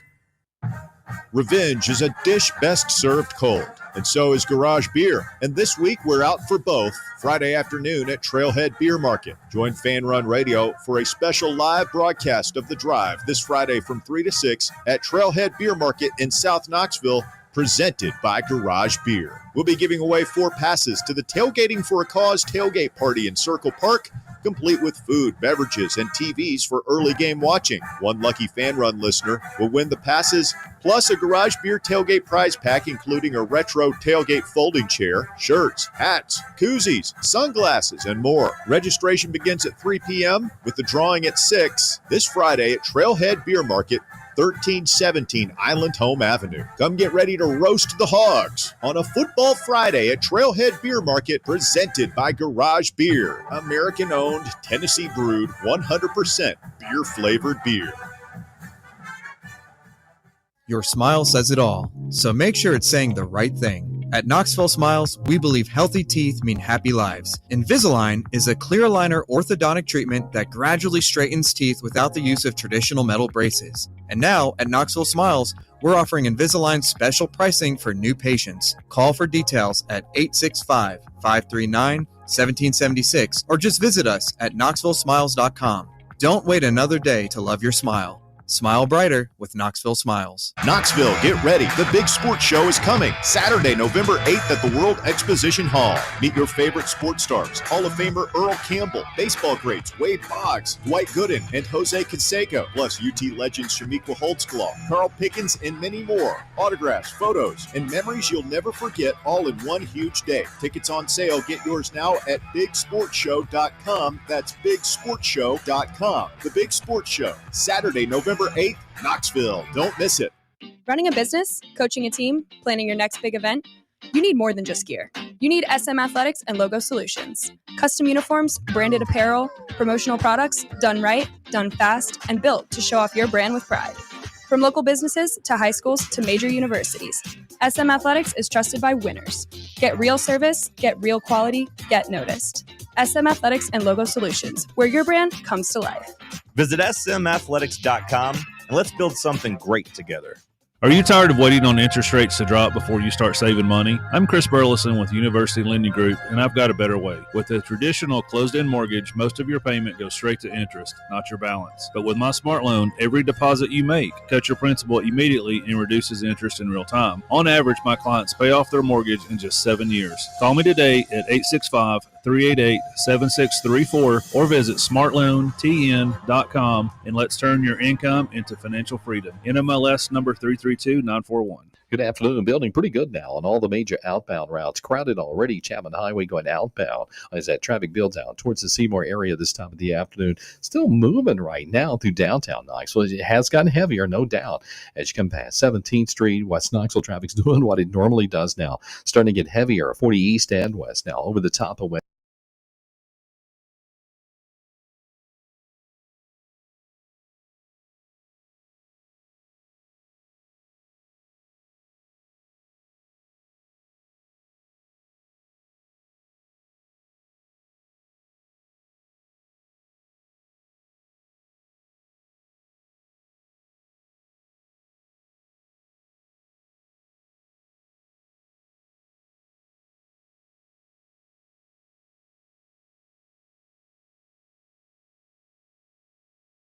Trying to enjoy this college football season. You know, you blink and it's halfway over. Let's pump the brakes. Let's pump the brakes. I have had the exact same realization because once week 7 hits, you're like, oh my God, the regular season is 14 weeks. For those who just had a minor heart attack, those things are to be taken seriously, upon hearing you say that, I have a comforting thought. And the comforting thought is this. We are still more than 3 months away from the national championship. Ooh. And as far as I'm concerned, that is an eternity. In college football season, while it goes by so fast, fall goes by on 1.5 speed. That's what I always say. We are still such a long ways away from having no college football in our lives. And that, to me, is what gives me peace. Yeah, and it just illustrates how much this sport has changed now where, you know, back in the day, you lose a game and you're kind of out of it and you're not really in that championship conversation. But nowadays, like, not only can you fight your way back into the expanded playoff and get in it, if you peak at the right time, you could be a team that's not necessarily playing well. And, you know, kind of thinking about our Volunteers here where it's like, yeah, Tennessee's obviously got some holes defensively, but man, if you get Jermod McCoy back and you get David Hobbs, Jackson Moy, a couple of defensive linemen back and start plugging up some of those holes and you peak at the right time, you never know. I mean, you could be playing a completely different brand of football in December than you were in September. Yeah, and look, Tennessee saw that very much firsthand last year in the first round of the playoff. They saw an Ohio State team that looked vastly different than what we saw in the regular season finale against Michigan. And this year already, it has been such a week-to-week season in college football. And I would look at the top of the sport. And while I'm not trying to poke holes in what we have seen so far from Ohio State, Miami, and Oregon, all of whom could very well win a national championship, and I don't think it'd be a stunner, but there is still going to be this sense of, well, you know what? How healthy are you going into the playoff? Where are your key injuries at? Do you feel like you have an offense that's really gelling at the right time? You know, like, so many of these things are so important, and we're a long ways away from figuring that out. Connor, what do you think the Bobby Petrino effect will be at Arkansas? Can he get those guys bought in enough to put together a good showing this weekend here in Knoxville after being embarrassed 2 weeks ago by Notre Dame? You simply can't be as bad as they were defensively as they were against Notre Dame. I mean, Notre Dame got 584 of a possible 544 yards with their first teamers, which means basically like those were the only yards that they did not score a touchdown on. And they were able to get every blade of grass they wanted on that field. So Bobby Petrino does a very Bobby Petrino thing by just gutting the entire defensive staff, having his defensive play caller be a guy that was calling plays in the UFL a couple of years ago, and just saying, well, I know that we're going to play with a lot more effort. I don't know that. I don't personally guarantee that Arkansas is going to come out there with a defensive clue, because Lord knows they did not have one in that game against Notre Dame, and they didn't have one in that game in the second half when they allowed 290 rushing yards to Memphis in a 17-point blown lead. So I really don't think it can get much worse, and that's really the only evidence I can give you that it will be better. Will it be better enough to stop this Josh Heupel offense? I don't think so. That over-under is at 68.5 for a reason, and it ain't really just because of the Tennessee defense. Like, this Arkansas unit has so many holes on the back end. I mean, they were so inept defensively. It was truly one of the worst defensive performances I've ever seen from an SEC team. Maybe Florida against Samford in 2021, right after they fired Todd Grantham. That's the only other example that comes to mind. But I think Tennessee will be able to have its way with the Arkansas defense. Bobby Petrino clearly is under the impression that, he can win some games, get some momentum, and get that job back. What is your read on the situation at Arkansas long term? Can they turn back the clock, go back to the future with Bobby P., or would they be better off with a fresh approach? They would be better off with a fresh approach, but never rule out the money and where that money leans. Because if Bobby Petrino comes out and wins a game like this against a top 15 team on the road, and this is still a reminder that for whatever reason Tennessee just can't beat Arkansas, something that hasn't happened since 2007 when Bobby Petrino was the head coach of the Atlanta Falcons. If this is something that continues and he just looks like he has that juice, that money is going to point Arkansas in the direction of Bobby Petrino. Do I think that ultimately ends up happening? I don't. I don't think that there are enough people in that building that would sign off on that move. I think that in a different world, maybe Bobby Petrino could have a second life at Arkansas. I will never rule out the idea of a homecoming. You could have knocked me over with a feather 3 years ago if you had told me that Scott Frost would go back to UCF and Rich Rodriguez would go back to West Virginia. So never say never with these things, but I still think that is not necessarily the most likely outcome. Connor O'Gara, Saturday Down South, our guest here this afternoon, previewing a big weekend of college football headed your way. The Red River Shootout in Dallas is back, Connor. Lots of narrative here this year. It sounds like John Mateer is going to try and play down there. And, for Arch Manning, who is the subject of so much scrutiny right now, preseason #1 team, now they're unranked. Sooners fans would love to have a chance to add to the Longhorns' misery. How big a moment is this for Sark and the Longhorns? It's huge. And I was there last week at the Swamp, and I saw that I followed that Texas team post-game, and there's an odd buzz about them. And buzz is the wrong word. An odd vibe about them. I think the look on Arch Manning's face and his body language suggests one thing, which is, wow, this is way harder than I thought it was going to be. And I think that there is a certain level of confidence that Texas has because it has reached consecutive semifinals. And there is a veteran presence on this team of, hey, this guy's not falling. I realize we already have 2 losses, but we can figure this out. We have enough veteran leadership in that group. But they got beaten every phase of the game on Saturday. I mean, every single phase. And it wasn't just Arch Manning. I think it is troubling to consider that at this point of the season, Steve Sarkisian doesn't know his offensive identity. He doesn't know where to turn on third down. That's reflected with a third down rate that's outside the top 100. They can't block anyone on offense. They let up 6 sacks to Arch Manning, and then their running backs had 9 carries for 11 yards. And I just think that this is a team that lacks an identity, and that's just not something you say about a preseason #1 team a month into the season. So I think there's a huge amount of pressure on Texas to be able to win this game. And Oklahoma, I feel like they're kind of playing with house money in this one. I know that the fans don't consider it that way. Like, they obviously want to beat Texas. This game means so much to them. But there is so much pressure on Texas to avoid that third loss. Meanwhile, up the road in Como, big one between Alabama and Mizzou. And, Missouri's kind of been flying under the radar. Not many people have watched them, haven't been in any big games yet so far, Connor. But that place is going to be ramped up a notch or two this weekend. As somebody who watches the sport closer than most, What do you think of Missouri? Are they able to hang with the Tide at home this year? Yeah, Mizzou has the best advantage in this game, and that's their ground game against an Alabama run defense that very quietly these last couple weeks has let up 7 yards a carry. Now, Vandy, for whatever reason, after they ran for like 113 yards in the first quarter, this one only ended up having 19 rushing attempts in that game against Alabama. And I thought Tim Beck, for as great as he's been, I thought that was a play calling mishap to have such few rushing attempts when they looked like they could really get that part of the game going and keep the Alabama offense off the field. So for me, I look at Mizzou and go, well, that team can run the ball against Alabama. They've got the best running back in college football in Ahmad Hardy. That guy's leading the nation in rushing, even though he's coming off of a bye week. They have versatility in the ground game with Jamal Roberts. They still haven't even really taken the training wheels off Bo Prabula as a runner just yet. And this is a scary matchup for Alabama because the only team at the power conference level that runs the ball better than Mizzou is Florida State. And what happened when Alabama went to Florida State? Well, we saw all those weaknesses play out. And in a weird way, unlike the Georgia game, unlike the Vandy game, this is sort of the best test for Alabama to see how much they've improved their greatest area of weakness. And I think Mizzou can absolutely hang with Alabama. Mizzou has not beaten an AP top 10 team in the regular season during the playoff era.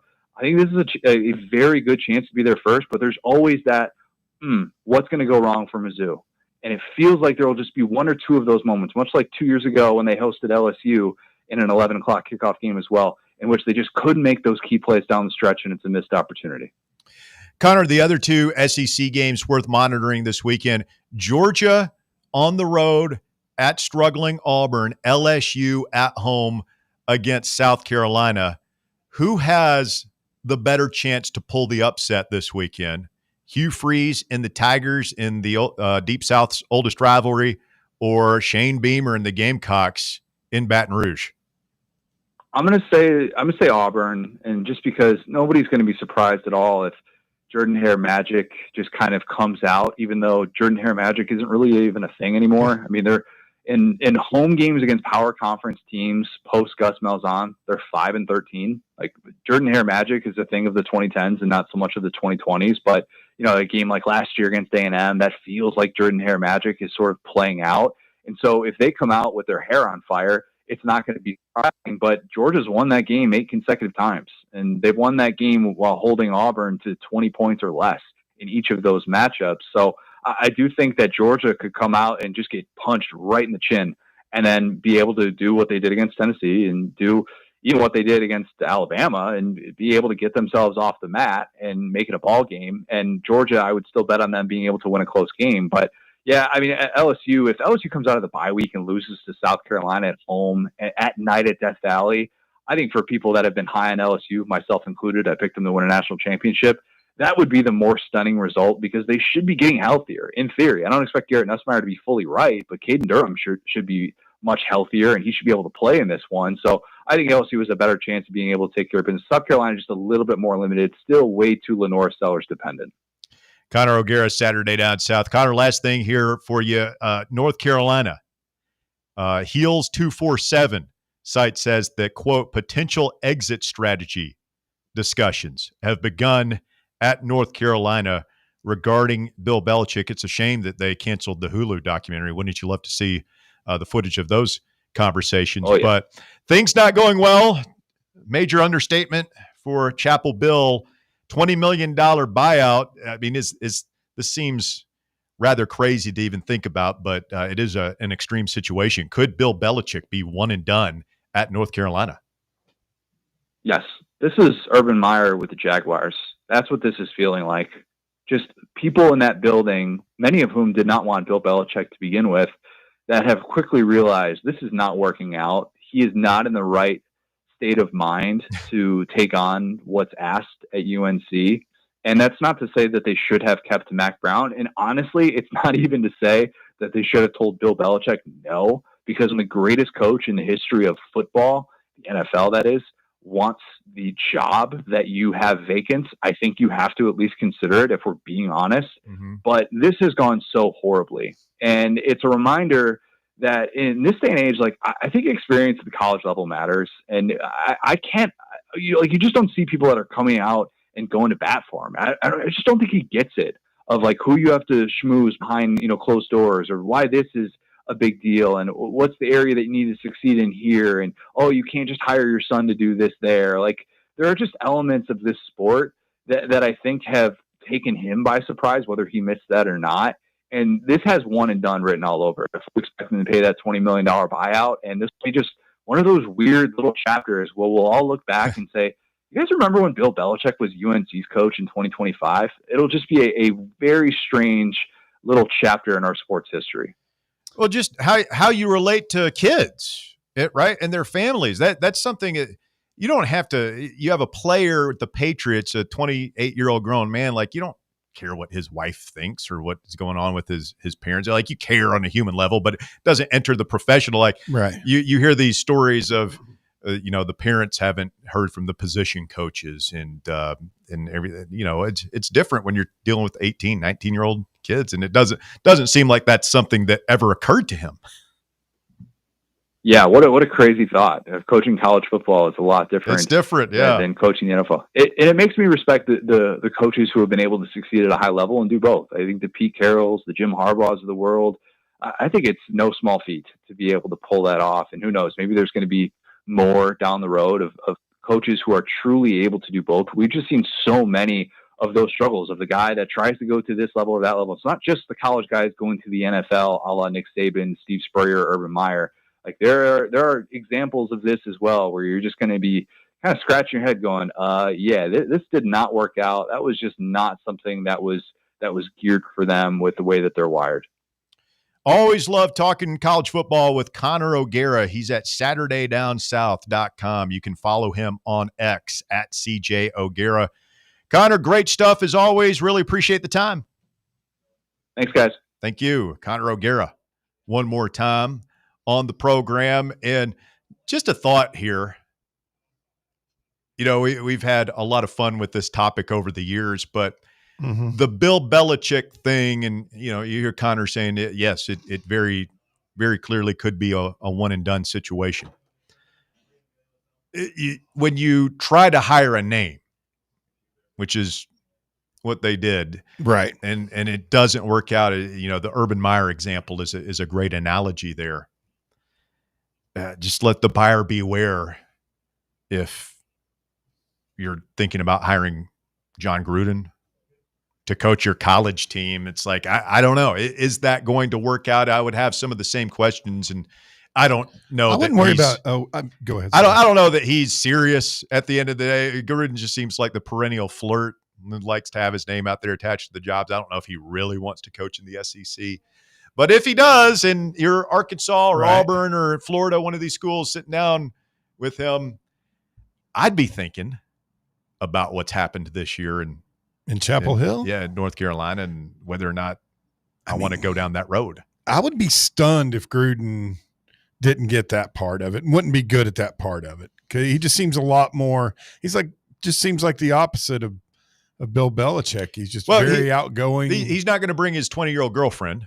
Well, no. I wouldn't think he's going to do that. But I could see him like, what do you mean? What do you mean we have to talk to the backup quarterback's mother? What do you mean I have to talk to the wide receiver's uncle about why his son's not playing more? Like, I'm not making that phone call. Yeah. But you got to, and you can't if you're the head coach, but your wide receivers coach has to deal with that. Sure. I think the other thing, I don't know if it's just message board. I did see it somewhere. They are people at North Carolina. I don't know officially with North Carolina fans or what, but going to try and use whatever trouble this assistant coach who's been suspended indefinitely into getting out of the $20 million buyout, firing him for cause. Shocking. All right, we got to take a quick timeout. When we continue, we have an update on the inmate. The last of the New Orleans 11 has been caught. Wow. Stay tuned for the details coming up next on the docket. It's The Drive on Fan Run Radio. The Drive. Big Orange Country's home for sports. This is Fan Run Radio. White Claw is taking hard seltzer to new heights with White Claw Surge. At 8% alcohol, White Claw Surge is a stronger wave of refreshment that doesn't compromise on taste. Available in 4 bold waves of flavor like ripe blackberry, citrusy blood orange, zesty natural lime, and tart cranberry. Check out your favorite retailer in-store and online for the White Claw Surge Variety 12-pack and 16-ounce single-serve cans. White Claw Surge. Please drink responsibly. Citizens National Bank. We believe a good game plan is essential for success. With a CNB Plus Perks checking account, you'll save money with cell phone protection, roadside assistance, identity theft protection, and more. Banking at CNB has its perks. Find out more at cnbtn.com. Citizens National Bank. Banking never felt so good. Member FDIC. With over 60 years of experience in the industry, Merritt Garage Doors has a wealth of expertise in commercial overhead doors in the East Tennessee area. Merritt offers a wide range of door styles like sectionals, rolling steel, high-speed, and sheet doors. They also supply and install a wide range of dock equipment. If your business is in need of overhead doors, no matter the type, look no further than Merritt Garage Door, Knoxville's best and most trusted overhead door company. Contact them anytime for a free estimate at 865-933-5319 or online at merrittgaragedoor.com. Bankruptcy, divorce, personal injury. These are just some of the curveballs life can throw at you. Fortunately, East Tennessee has someone to help you work through these problems and recover. The law offices of Jerry R. Givens. If you're in need of legal advice, call today to set up a free, no-obligation consultation. 865-801-9250. As always, the phone call is free, the advice is free, so what do you have to lose? Call 865-801-9250 or go online to jrglawtn.com. That's jrglawtn.com. The law offices of Jerry R. Givens. Legal expertise you can rely on. Ready to launch your career? Axle Logistics is a leading third-party logistics company where excellence is an energy. With an award-winning culture, Axle proves that positive outcomes come from a positive environment and a work hard, play hard mentality. At Axle, the drive for success is infectious. And with an uncapped commission structure, hard work isn't just noticed, it's rewarded. For those with big goals and even bigger dreams, Axle Logistics is the place to start your career. Tired of waiting for the weekend or good weather to play around? From casual to committed, Back 9 Golf has got you covered. Open to the public and offering flexible membership opportunities, they offer 24/7 access to 5 different simulators, providing cutting-edge technology, instant swing feedback, fun mini games, and a wide variety of courses to choose from. Perfect for that solo round you want after work, or swing by with food and drinks for an afternoon with friends and family. No stressful tee times, no rain delays. It's Back 9 Golf your way. Book your tee time now at theback9golf.com. Blackford Veterinary Surgery Referral specializes in surgeries not regularly performed by your pet's general veterinarian. They're currently accepting referrals from vets all across the country. With their newly renovated state-of-the-art surgery center and highly trained staff, clients can rely on professional and thorough care. If your vet says that your pet needs surgery or rehab, ask for a referral to Blackford Vet and let them get your best friend back on its feet. Located conveniently in West Knoxville. For more information, visit blackfordvetsurgery.com. Good afternoon, T-Dot's out here working with a couple of wrecks. It's not been too bad this afternoon so far on Alcoa Highway, but now it's starting to build there. Southbound.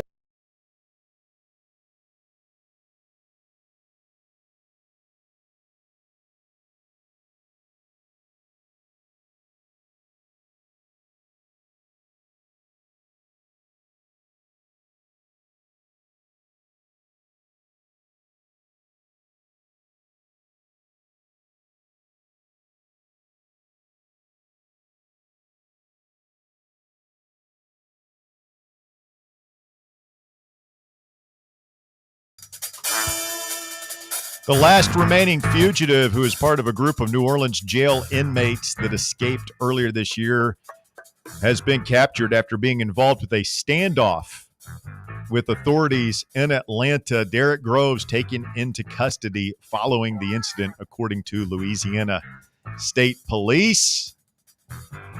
He'd been on the run for 5 months after he and 9 other inmates escaped on May 16th.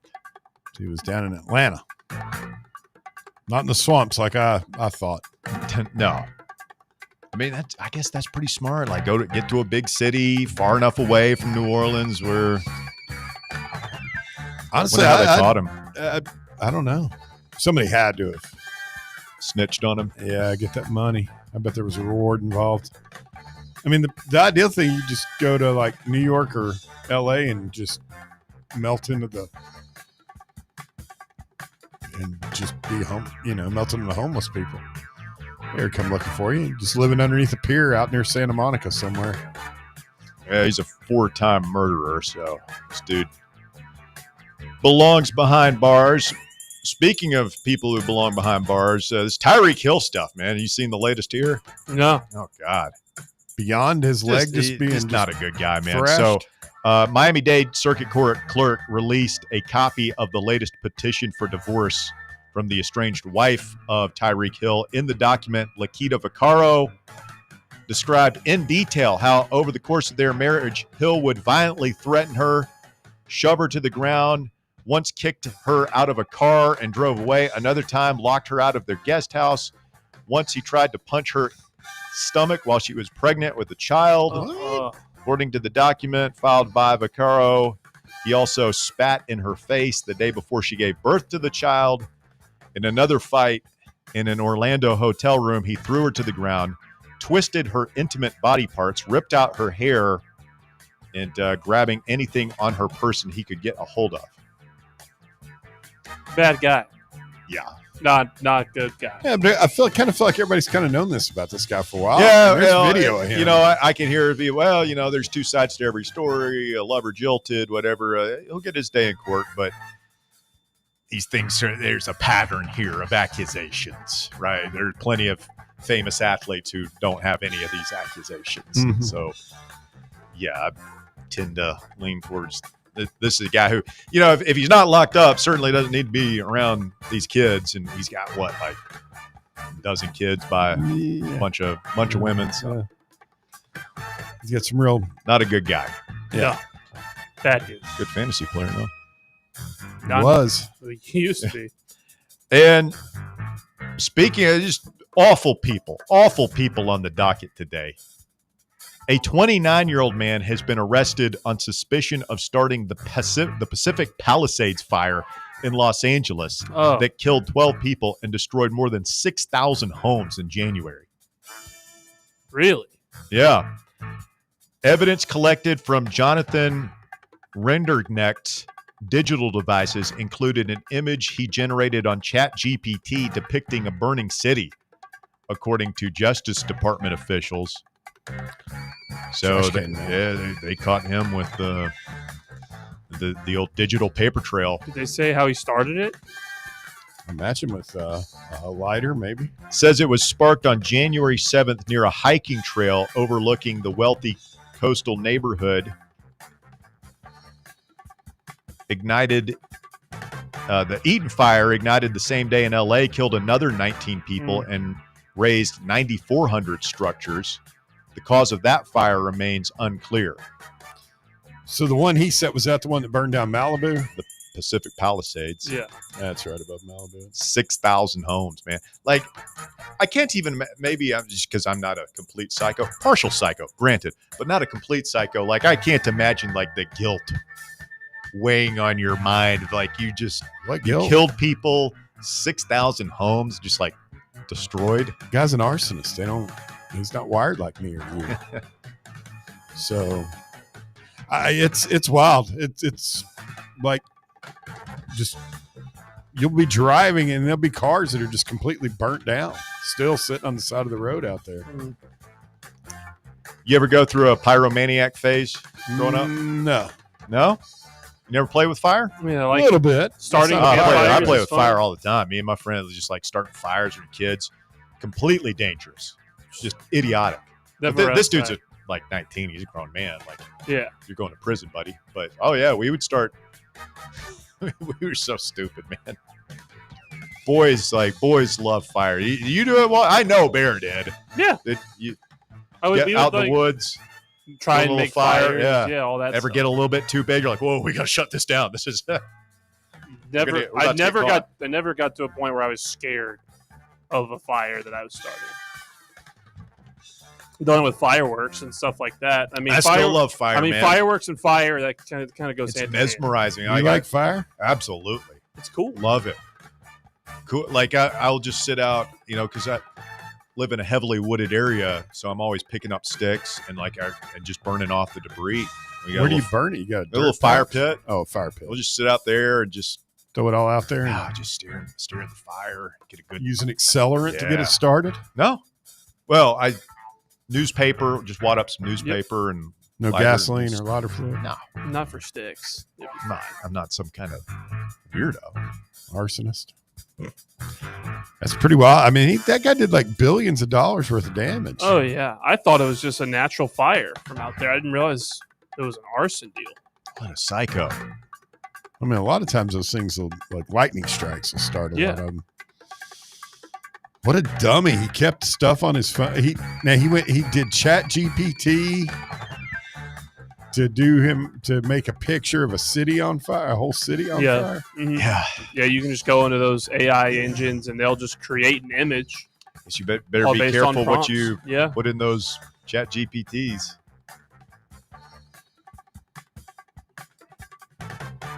Damn. That is the docket, brought to you by the law offices of Jerry R. Givens. If you find yourself in need of serious legal representation, perhaps you're going through a divorce, Jerry practices family law.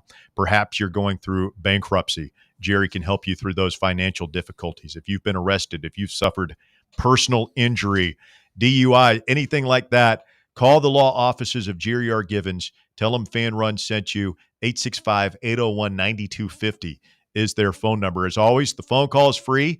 The advice is free.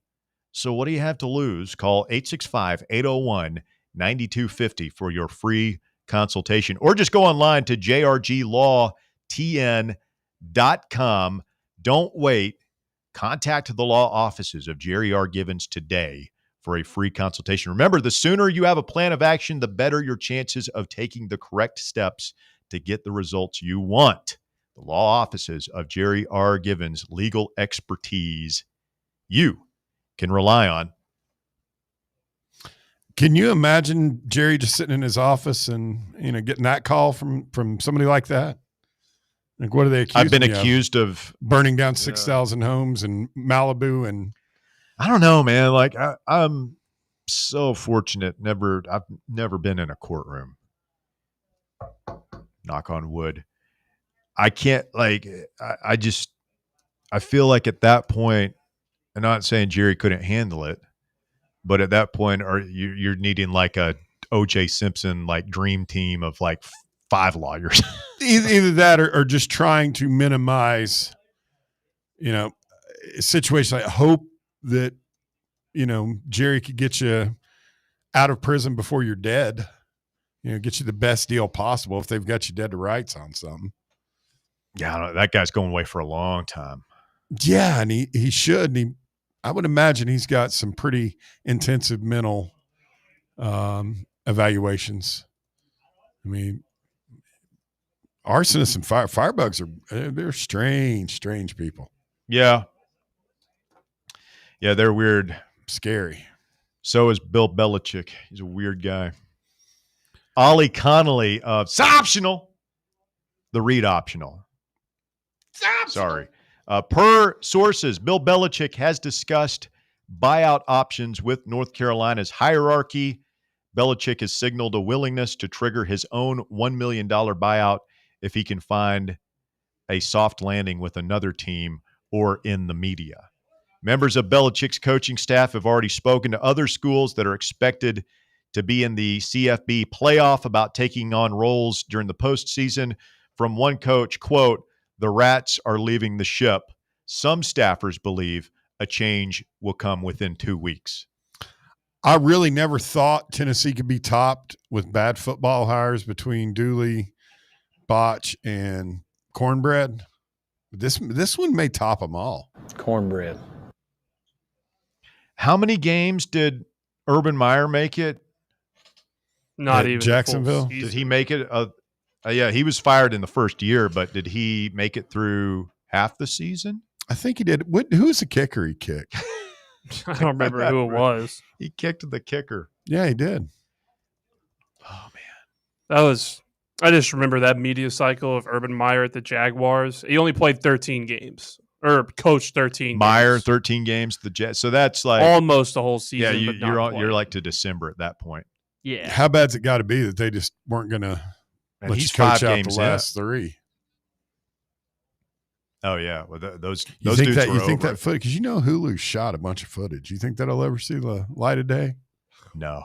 How cool would it be if it did? Years down the line, someone who maybe keeps like, those and gets the rights to a I bigger don't know, documentary. man. That's yeah.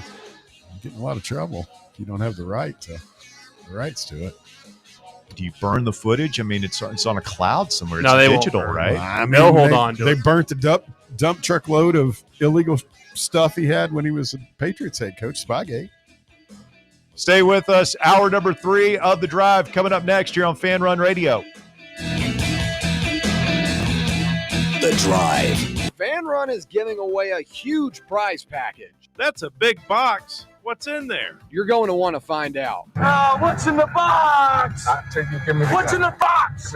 A winner will be drawn live on Halloween during Fan Run Friday at Calhoun's on the River. To learn how you can earn entries, make sure you're tuning in daily to Fan Run Radio and following us across all of our social media platforms on Facebook, YouTube, X, TikTok, and Instagram. Got a problem tree looming over your home? Call ECR Total Landscapes. Whether it's trimming, removal, or storm cleanup, our certified pros get the job done safely and efficiently. We're licensed, insured, and ready 24/7 for emergency calls. Big or small, we cut them all. ECR Total Landscapes. Call now for a free estimate, 865-384-2012, and mention promo code FANRUN for free stump grinding on any tree removal now through the end of the year. Also, visit us at ecrtotallandscapes.com. Are you ready to make your dream home a reality? Hi, I'm Bo Kregner, and here at the Kregner Group at Realty Executives, we know that finding the perfect home is more than just a transaction. It's about finding your sanctuary, your future, your happiness. Our team is dedicated to guiding you every step of the way, ensuring a smooth and stress-free journey towards home ownership. Whether you're buying, selling, or investing, we're here to help.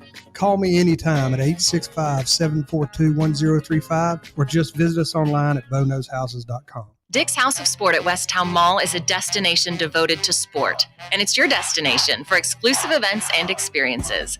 Come visit a store like no other. Check out our 40-foot rock wall, golf performance center, hit tracks batting cage, and outdoor turf field. You can now rent our space for private events and birthday parties. Learn more about our events and exclusive product launches on Facebook and Instagram at Dick's House of Sport KNX. Dick's House of Sport, proud partner of Tennessee Athletics. At Knoxville Insurance Group, they understand the challenges many consumers face when searching for insurance coverage. That's why whether it's for you, your family, or your business, they create a coverage plan specifically for your unique needs. Knoxville Insurance Group is an independent firm, which means they aren't beholden to just one insurance company. They search multiple companies acting as your negotiator to find you the best possible policy and price. Start a quote in minutes at KnoxvilleInsuranceGroup.com or call them today at 865-694-9788. For over 3 years, Crumble Cookies has served the Knoxville area. From Clinton Highway to Parkside Drive, even our friends out in Maryville have reached you, our fans, with the best cookies in the game. This fall, Crumble is gearing up for yet another fantastic season. Whether you're tailgating or looking for a pick-me-up after getting the kids from school, Crumble has you covered. Download the Crumble app to check out this week's rewards and features. And stop on by. Tell them Fan Run sent you, but don't miss the cookies.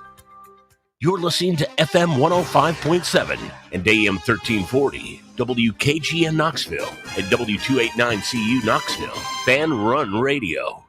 The number one problem we see at our clinic is delaying treatment. ED can get worse.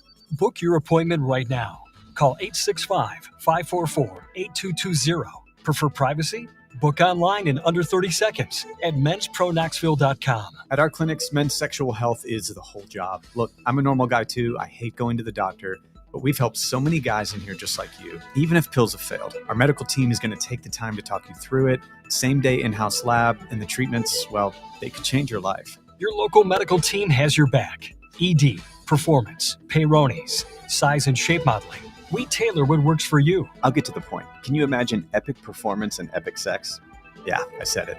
A stronger you is closer than you think. We're available right now. Call 865-544-8220. or book in 30 seconds or less at menspronknoxville.com. Men's Pro Knoxville, making it happen.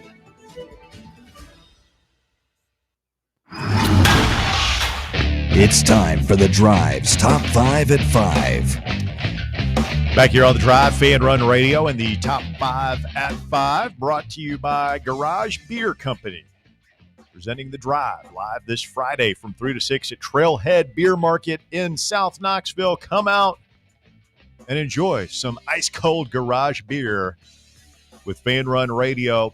I have all kinds of cool stuff to give away. I'll tell you about it after the Top 5 at 5. Walker, hit it.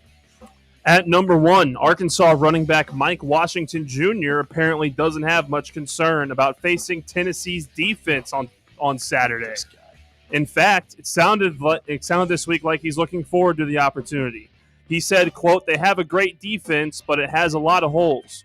There's a lot of holes in their defense, so it's going to be a fun game."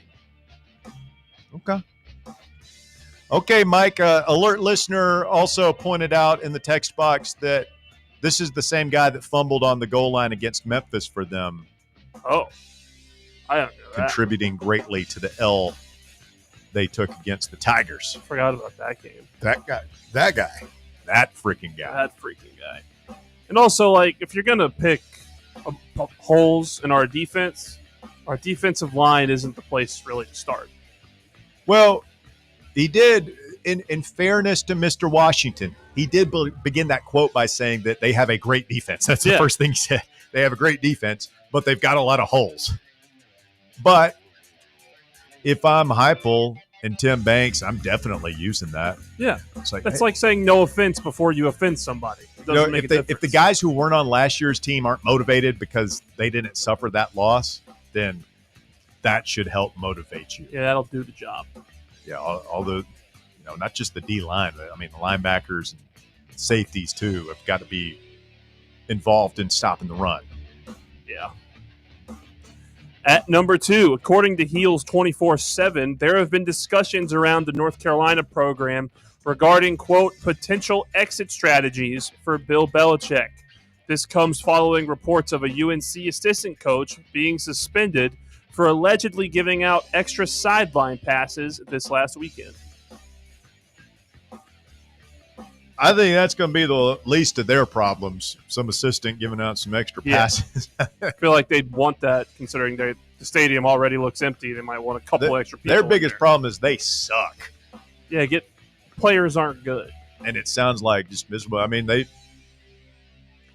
not going to sit here and tell them they should have just wrote it out with Mac Brown. I mean, he was older than dirt. But that's a good question. If the Carolina job is getting set to come open, if you thought Belichick had a mess to clean up, I mean, what's it going to be now? All those guys are going to transfer out. Yeah. I mean, like, a lot of those guys were, the way it was described kind of recently is all those portal additions were kind of like second choice portal additions because no one knew how UNC was going to be. So we kind of joined and got who we could. So a lot of those guys are probably already looking to move on. If you're goalish, is that a job you would leave for? Probably. If that opens, it's a step up, but I mean, it's not so high up of a step up from where you are now. I mean, they're not going to do the Ogeron thing. You can't gamble because you gambled once and it's blown up in your face. You got to go a little bit more conservative this time around. You want somebody with a lot of college experience. I'm sure somebody with no names out there. No controversy in their past. Just a solid football coach. I hear Pittman's looking for a job. I mean, it wouldn't be though. I would just like how old is Big Sam now? He's like 70, right? Yeah, getting close to it. But I mean, it'd be similar to Mac Brown in that. Yeah, he may not win championships with him, but he's not going to. They keep hiring these old guys, man. When was the last young guy they had? Larry Fedora? I don't know. God, I'd forgotten all about that guy. Wonder where he is now. Did he ever get mentioned in one of our coaching searches? Oh yeah, Larry Fedora, absolutely. Fedora. Who were some other ones? I can never remember the guy's name. I mean, basically anybody that was ever a head coach in the last 20 years. These guys in the pros, though, everybody always wants them to consider. Oh, I can't. Rich Bisaccia? Bisaccia. Yeah. The message board folks always thought he was going to be our special teams coach. He was coming with Gruden to coach the special teams. And then the Bisaccia story, that was one of the funny things from the Curry text dump file, was somebody texted him, somebody in the athletics director in the athletics department texted John Curry, hey, Rich Bisaccia called. He's interested in your job. And Curry texted him back, basically, who the hell is that? Who's Rich Bisaccia? That's when I knew we were screwed, is when the athletics director doesn't know who a guy is that everybody on the VolQuest and 247 message boards has known who he is for like 10 years. When the random message board posters are more informed than your athletics director, you know you're going to end up with not great hires. I mean, Curry couldn't even complete the hire. He was fired. It's true. Couldn't even. That's why he literally could not make a hire. You want to make sure your could guys not give the job away who are hiring like and watch football. Yes. And if you do that, you would have known who Rich was.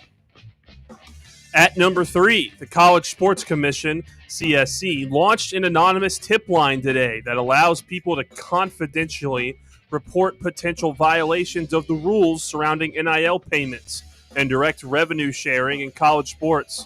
The new CSC, quote, snitch line allows for anonymous reports via phone call, text, email, or document uploads. All identifying information for the submissions is protected. Snitch line. Yep. I'm going to go call in a report that Kalen DeBoer is funneling stacks of casino chips to David Gabriel George. I mean, you joke, but there's going to be people that do that. Yeah, I'm trying to think who would the coach be that uses that phone number the most? I don't talk about a coach. I was just thinking to myself, late at night, got a buzz on. I think I'm going to call the snitch line, make up a bunch of stuff about drink, about Dorkwitz. I don't think they're going to make that number public, sadly, but that'd be fun.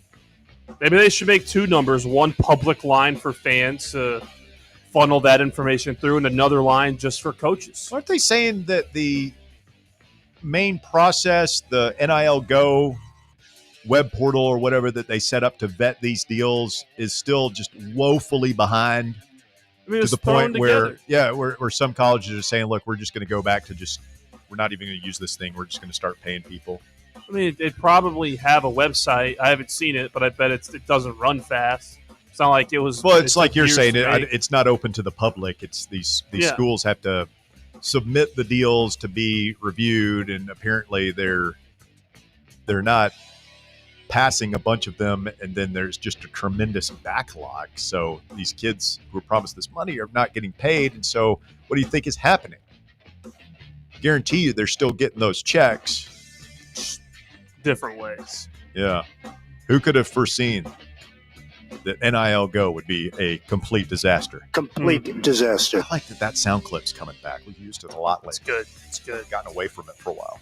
At number 4, today marks the beginning of a stretch where there will be NCAA and NFL football to watch for 49 straight days. To start off this football marathon, there are 2 college games tonight. Missouri State and MTSU will play at 7:30 on ESPN2, and Liberty plays UTEP at 8 o'clock. Are we in that? We're in that window now where we've got I think somebody tweeted at us.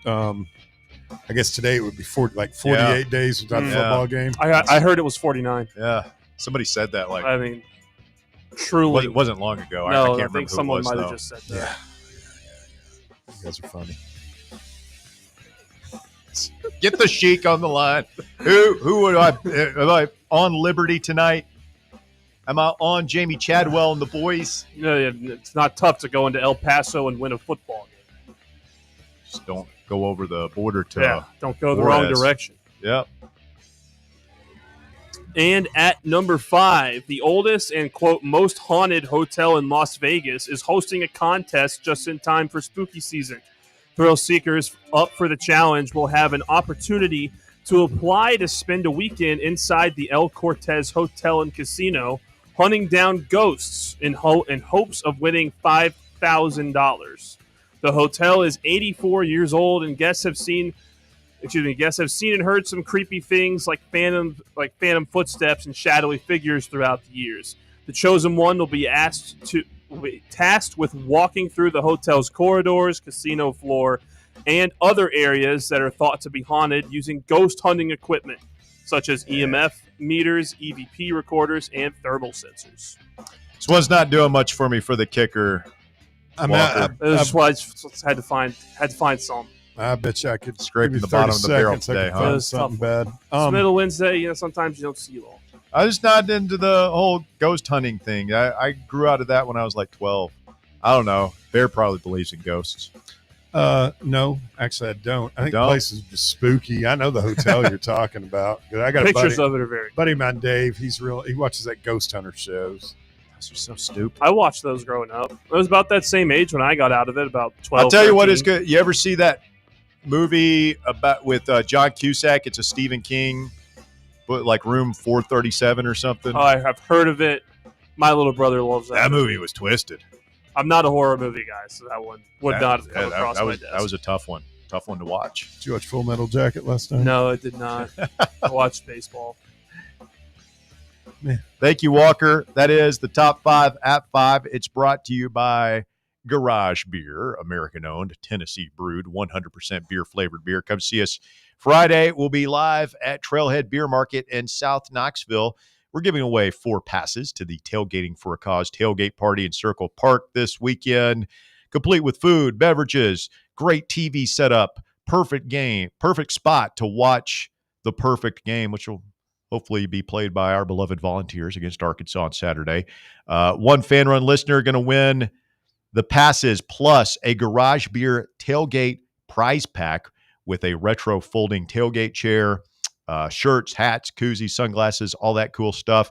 And it is your first opportunity to sign up for the box. The Fan Run box. What is the Fan Run box? What's in the box? I don't know. Nobody knows.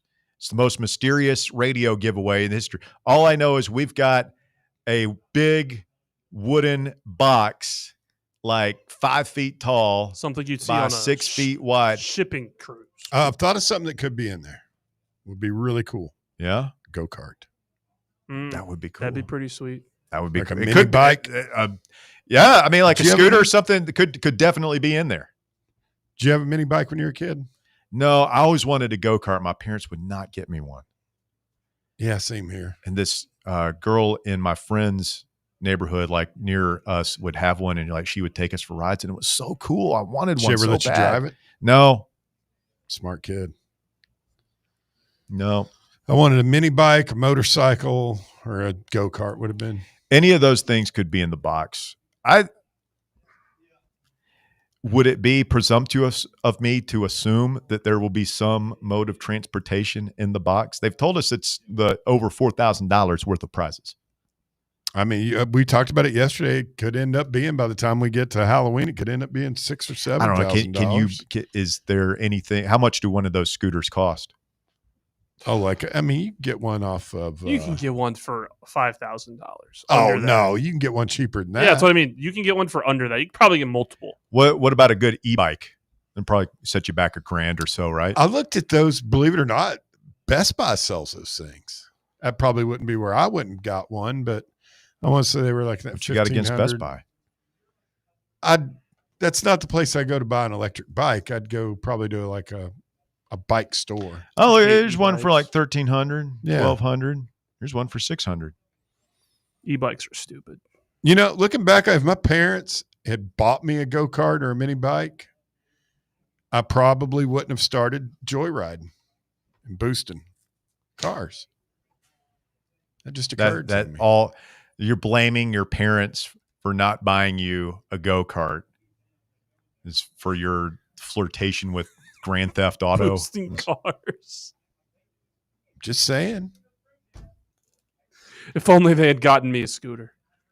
Accountability Island is Just in a rare form. scooter. Yeah. I wanted one bad. Mopeds, they weren't. We didn't call them. There were actual mopeds where, like, you had to pedal the damn thing to get it started.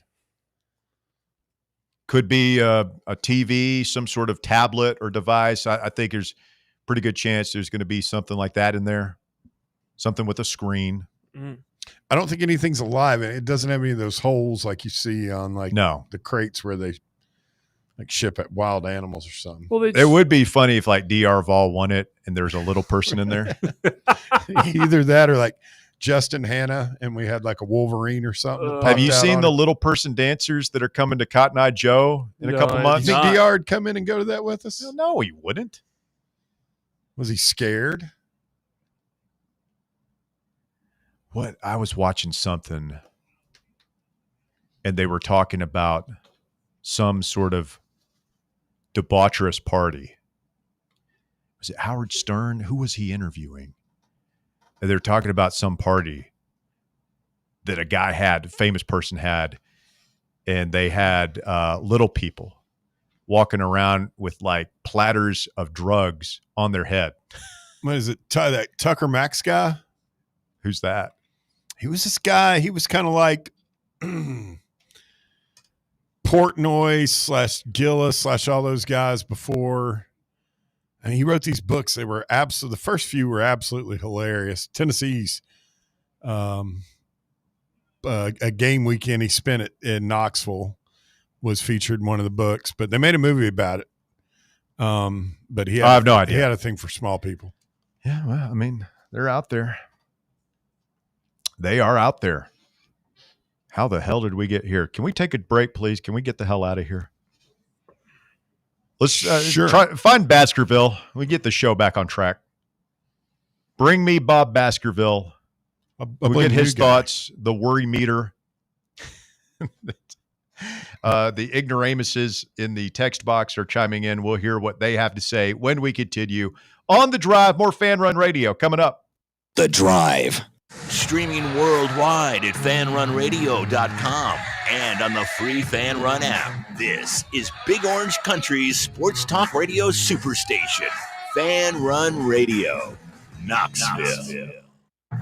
Revenge is a dish best served cold, and so is Garage Beer. And this week we're out for both Friday afternoon at Trailhead Beer Market. Join Fan Run Radio for a special live broadcast of The Drive this Friday from 3 to 6 at Trailhead Beer Market in South Knoxville, presented by Garage Beer. We'll be giving away 4 passes to the Tailgating for a Cause tailgate party in Circle Park, complete with food, beverages, and TVs for early game watching. One lucky Fan Run listener will win the passes, plus a Garage Beer tailgate prize pack, including a retro tailgate folding chair, shirts, hats, koozies, sunglasses, and more. Registration begins at 3 p.m. with the drawing at 6 this Friday at Trailhead Beer Market, 1317 Island Home Avenue. Come get ready to roast the hogs on a football Friday at Trailhead Beer Market, presented by Garage Beer. American-owned, Tennessee-brewed, 100% beer-flavored beer.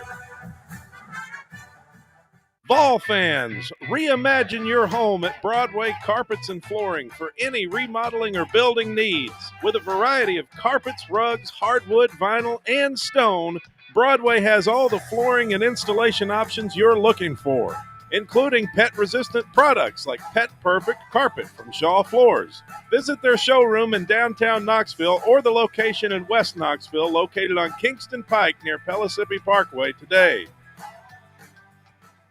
Are you a federal employee facing workplace challenges like suspension or removal? Are you concerned about your security clearance with any federal agency? You know the Griffin Law Firm is your trusted ally in military legal matters. But did you know they also specialize in civilian federal employment law? If you're a federal employee facing workplace challenges like suspension or removal, if you're concerned about your security clearance with any federal agency, the DOE, FBI, FCC, or DOD, you might not know it, but you do have legal recourse. The Griffin Law Firm specializes in federal employment law, military law, and security defense law. VFL Marshall Griffin and his experienced team are ready to make your problem their problem, no matter which federal agency you work for. Don't face federal employment issues alone. Remember, remain silent, request counsel, call Griffin Law. 888-707-4282, online at griffinlawdefense.com. Ready to launch your career? Axle Logistics is a leading third-party logistics company where excellence is an energy. With an award-winning culture, Axle proves that positive outcomes come from a positive environment and a work hard, play hard mentality. At Axle, the drive for success is infectious. And with an uncapped commission structure, hard work isn't just noticed, it's rewarded. For those with big goals and even bigger dreams, Axle Logistics is the place to start your career. Got a flat tire? Strange noise under the hood? Don't stress. Roll into Matlock Tire and Auto Service. From oil changes and brake repairs to brand new tires, Matlock's certified techs do it all. Fast, friendly, and fair priced, Matlock is the home of the price match guarantee. Bring in any competitor's ad and Matlock will match the exact same tire for the exact same price. Matlock Tire and Auto Service. 5 locations in East Tennessee. Visit matlocktireservice.com to find the location nearest you and schedule your appointment. Good afternoon. Steady flow. Traffic continues north of town on 75, working your way up past that Rocky Top exit now. It's just that time of day where you get heavy up through there north of Knoxville. And it is right now. It's crowded through downtown. 40 west as you work your way out past.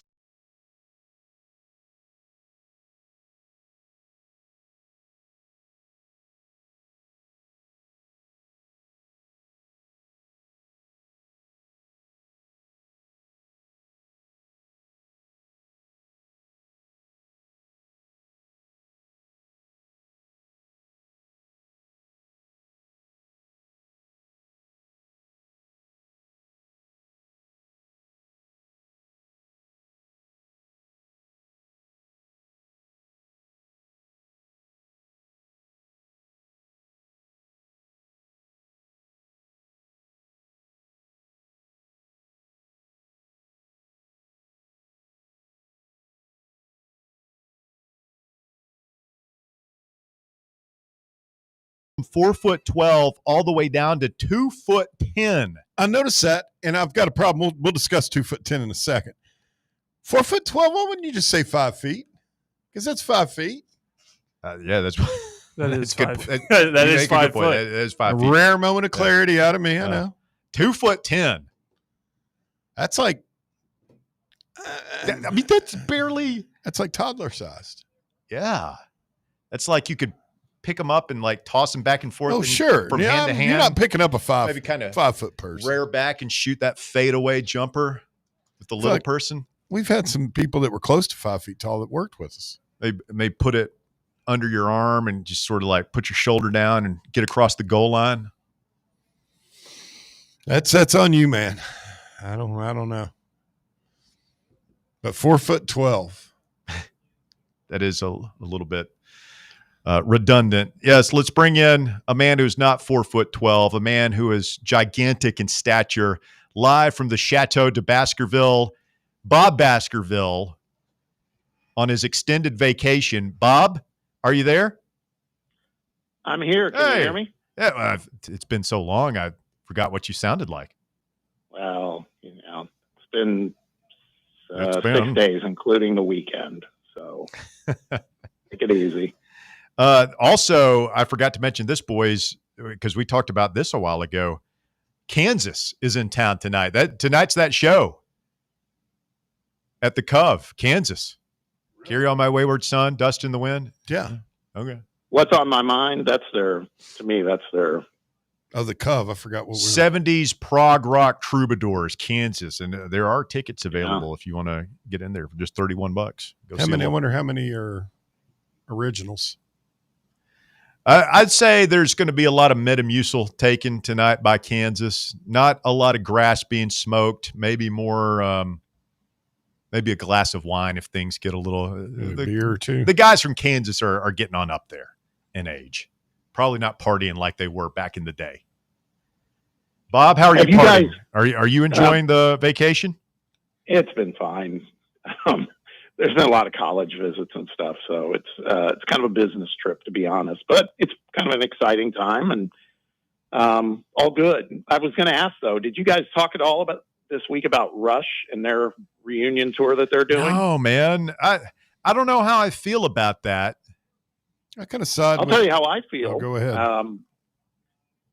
As a matter of fact, some random guy, Rando, reached out to me saying, DM me saying, "Hey, did you hear about the Holy Trinity getting back together?" It's like, now it's not the Holy Trinity because maybe the greatest drummer on earth is no longer with us. Neil Peart is not there. So that to me is kind of a ding. I love Rush. I love him, but I'm not sure I would go travel to Chicago or Dallas to go see him play. Yeah. Who is playing drums for them? Her name's Annika. Yeah. Skywalker? No. She's a German. That's good. She's I German. knew it was a female, but I didn't know specifically the name. And I've seen some videos. She looks really good she's a proficient drummer, but she's not Neil, man. She's not, who the hell is? John Bonham? Yeah. Yeah. I mean, there's only one Neil Peart, she's how did you describe her just now, Bob? She seems pretty proficient. Yeah, based on the videos I've seen of her, other bands and stuff. I mean, I'm sure she's. Call me crazy, but Geddy Lee and Alex Lifeson aren't going to hire you to be their drummer unless. No, and they start with a different drummer. Neil joined them later. Like Neil is not the drummer on Working Man. Was he not? That's why they call me the Working Man. I mean, how are they going to do 2112 Overture? They can't. That was a showcase of Neil Peart. There are drummers that are out there that can pull that off. There was, I can't remember the name of the group here locally, but they were like young guys and they did all those moving pictures tunes like Tom Sawyer and Limelight and all that stuff. And they would all nail it, man. Those guys are out there. It'll be cool to see. I mean, Geddy's getting up there. Alex has got to be getting up there. So if you've never seen Rush and you're into that kind of music, I would say go see it. I saw them on the Snakes and Arrows tour in Phillips Arena, Atlanta, circa about 2004 or so. So I feel like I've been there, done that. I don't feel the need to go out there and see them again. But there was a funny line from a writer, and I can't recall who it was, but saying by adding this drummer, that means there'll finally be a female at a Rush concert. I saw that awesome. Too. That was pretty funny. I know we've talked about this before. Bob, have you seen I Love You Man with Paul Rudd and Jason Segel? I have not. I've seen a lot of movies, but I've heard it's great. I just haven't seen it. It's so funny, and Rush plays a prominent role in the film. Really? Yeah. You got to see it, man. You'd love it. Bob Baskerville checking in with us. We appreciate you jumping in here, Bob. We are 72 hours or so away from Tennessee and Arkansas at Neyland Stadium. What's your worry meter for this game as we sit here Wednesday evening? I think back to a couple weeks ago where I was saying, hey, man, these guys, they were a possession away from beating Ole Miss, and they had Memphis on the ropes. But I've done a little digging. You've done your research. We do our research. Have you done your research? Here's the thing, and I remember, I've listened to the show on and off over the course of the week, and I know there's been talk about that Petrino's going to throw maybe some new wrinkles, with his new defensive hire, all this other stuff. Here's the thing, and I have been saying this for a while. If you take out their first two games, which they won against, I think, Alabama State and Arkansas State, after that, they have allowed against Ole Miss, Memphis, and Notre Dame, they've given up an average of 43 points per game. They've given up an average of well over almost 550 yards of total offense per game. They've allowed those three teams to convert on 55% of their third downs. I mean, I'm not sure Petrino throwing a new wrinkle at things is going to be enough. I just don't think they have enough personnel. And so my worry meter has shifted. Maybe it's the fresh air, being on a little bit of a vacation. I don't know, but I would be surprised. I would be surprised if we don't handle these guys with relative ease. I really believe it. Wow. Now, of course, if you rewind the tape, I said that on my show a year ago when they were going to Fayetteville and got that one wrong, but I really do believe it this time. Well, I think you really want to jump on them early because I just go back, and I've not followed the Arkansas side of things day in, day out, but I just remember when that move was made a week ago and there were reports that some of the players were not happy, particularly about Travis Williams being let go. And, if that's the case, I have no doubt that Petrino probably, hey, if we're taking you on this trip, you better be bought in, you better be ready to go. I'm sure they'll be fired up. But if you can punch them in the mouth and you can get up on them early and score a couple of times, maybe they quit. Maybe they're a little bit quicker to bend the knee than they would have been if they were not going through all this turmoil. Yeah, that's a really good observation too. I just think that I have said this for a little while. I think, if they're going to win this game, they're going to need to score about 50. I really believe it. And I just don't think they've got that much in them. I know Taylor Green's great, but he didn't have that many other weapons. So, and our defense is, contrary to whatever the hell Mike Washington said today, our defense can handle them. I really believe it. I believe it. So my worry meter is very, very low at the moment. So for folks who are just tuning in, Arkansas running back Mike Washington Jr. today asked about Tennessee's defense, says, quote, "They have a great defense, but they have a lot of holes in their defense. So it's going to be a fun game." Tell you what, they would have recovered his damn fumble like Memphis did when he fumbled there at the end of the game. Well, you look for an edge anywhere you can get it. I mean, you saw how big a deal Alabama made of Pavia's comments last week, and it was obvious on the field that had motivated them. So I'm sure that Tennessee will use this. And I mean, look, you did get tore up pretty good by Mississippi State, and you've given up some yards. How did they put this off week to work, getting back to fundamentals, getting these run fits straightened out, setting the edge, all those things you hear defensive coaches talk about? I don't think it's like you've got to come up with a new exotic blitz package I think it's almost the opposite. I think you get back to the fundamentals and just what does Heupel always say, doing the ordinary things at a really high level. I think that if Tim Banks took that approach, I would imagine that we'll look a little bit better this weekend. Yeah, I agree with you. I think I like what the spread is. The spread moved off of 13.5, or is it larger, smaller? I haven't looked. We'll see if we can pull that for you. Walker, you check the spread on FanDuel, DraftKings, whatever your sports book of choice is. I just think we're covering for sure. Whatever it is, if it moves a point or so. I mean, it's a couple touchdowns, Russ. I don't think that's too bold a statement. I think we're better than them. I saw somebody that thought that it might end up being kind of similar. What was when Missouri came in here and it was kind of close to start the third quarter, and then we just ended up hammering them, pulled away. It's the last time we played them at home, Missouri. Yeah. This game is minus 12.5. The over-under has gone down a point since last time we talked about it, but it's still 68.5 points. Okay. I mean, the fact that it's gone down, I mean, I'm talking about the spread, not so much the total. I would take the spread. So we're following this Belichick thing, which is blowing up in real time on us. It's been fascinating to watch since we've come on the air. Ollie Connolly, who our boy Trey used to work with over at the Read Optional, is I guess he's talking to some of these UNC assistants. And we've got another quote here from Ollie Connolly. One North Carolina defensive assistant said, quote, "What we've done to these kids is bleeped up." He didn't use the bleep.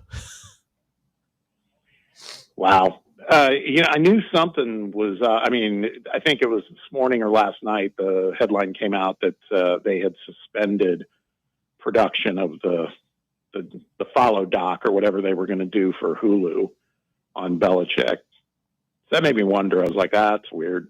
And then now all this stuff's coming out, and that could be seeking a buyout. And there's a lot. What a disaster, man. I mean, I certainly didn't think it was going to be a success. We had talked about that. I thought success for Belichick in season one there, given the rebuild that was needed to be done, would be like 7-5, 8-4 is the total ceiling. I had no idea that he might not make it through the season. This is crazy. I mean, there's some really, I mean, this is coming from the New York Post, but Belichick reportedly has been quote unquote weird and distant with his staff, and that some coaches were unable to get a hold of him during the bye week. He's just checked out. Yeah, he's just hanging That's out wild, with that young man. girl, I guess. That is so wild. Yeah, I'm like you, Bob. Like I thought that it could go, it could be good or it could go really badly. Never in my wildest dreams did I think like he literally wouldn't make it through the first year. Yeah. I figured worst case would be like, they did the first season, it wasn't successful, and in the off season he's like, this isn't for me, I'm out. I guess there's part of me that thinks too, it's almost like, is it partly it's not happening quick enough for him that he's just disinterested now. You get to that level and you start dabbling in stuff like, I could go coach a college team. Well, that's not working out. And I think I heard you guys talk about this earlier in the show, and I totally support this. Very cautionary tale for anybody who's thinking of John Gruden. I still am of the belief that would be maybe not like this, but it'd be similarly unsuccessful. Let's put it that way. These old school guys that are used to dealing with pros that they can talk to as men can chew them out, and you don't take it personal. Yeah. You can find people. You're not dealing with families. You're not dealing with parents and stuff like that. Right. And then you get into this situation where kids are 18, 19 years old. It's their first time away from home. You got to deal with their parents. You got to deal with all this stuff, man. It's just, it's a different thing. It's a different mentality for the coaches. And you see, like Saban was really good at it, obviously. I think Heupel is really good at it. Rick Barnes. Yeah. Well, I mean, it's incredible at it. I mean, it's different. It's a different mentality and way of dealing with people. Very true. And then the question, so if you're North Carolina, if you're a booster, if you're a donor, if you're their administration, you have to look at this and be like, man, it sounded good. We won the press release, but we see what happened was. Yeah. And little else. And now, you've set the program back likely further. Wow. It's a mess. This is kind of, old vintage Tennessee, North Carolina says, hold my beer level stuff. I mean, this is. I mean, there's apparently a lawsuit. Did you guys know about this? I don't know. We probably talked about it. I'm just forgetting it. A lawsuit alleging that the UNC board hired him illegally. Oh, I did hear that, Bear. That's just another wild wrinkle. Well, this gets back to, I mean, it's similar to the Florida thing that we've discussed, Bob, where you've got an athletics director that you would think would not be able to hire a third coach after the first two he hired have not worked out, but he's still on the job there. And, I'm reading there are a lot of people that think this Juracek guy at Arkansas is going to be out. So it's difficult when you're making a hire, and this was true before NIL and revenue sharing and all this. It's like, you got to be aligned, right? In your university, your president, your athletics director, that infrastructure has got to be set up, because if you just let boosters run the show then that's how you get Shiano Sunday. That's how you get what North Carolina is going through right now. You got to have good people hiring your coach. Exactly. What I was going to say was, you just made me think of it. The Juracek thing is just maddening, where he does the whole, well, we just don't have enough money. We don't have enough NIL money, all this other stuff. Do you ever think Danny White would ever say things like that? Maybe he thinks that, but he wouldn't say it. There's a job those guys have that is, you're the face of the athletic department, man. And there's a different way to handle it. Some of these guys are buffoons, man. We fortunately don't have one of those.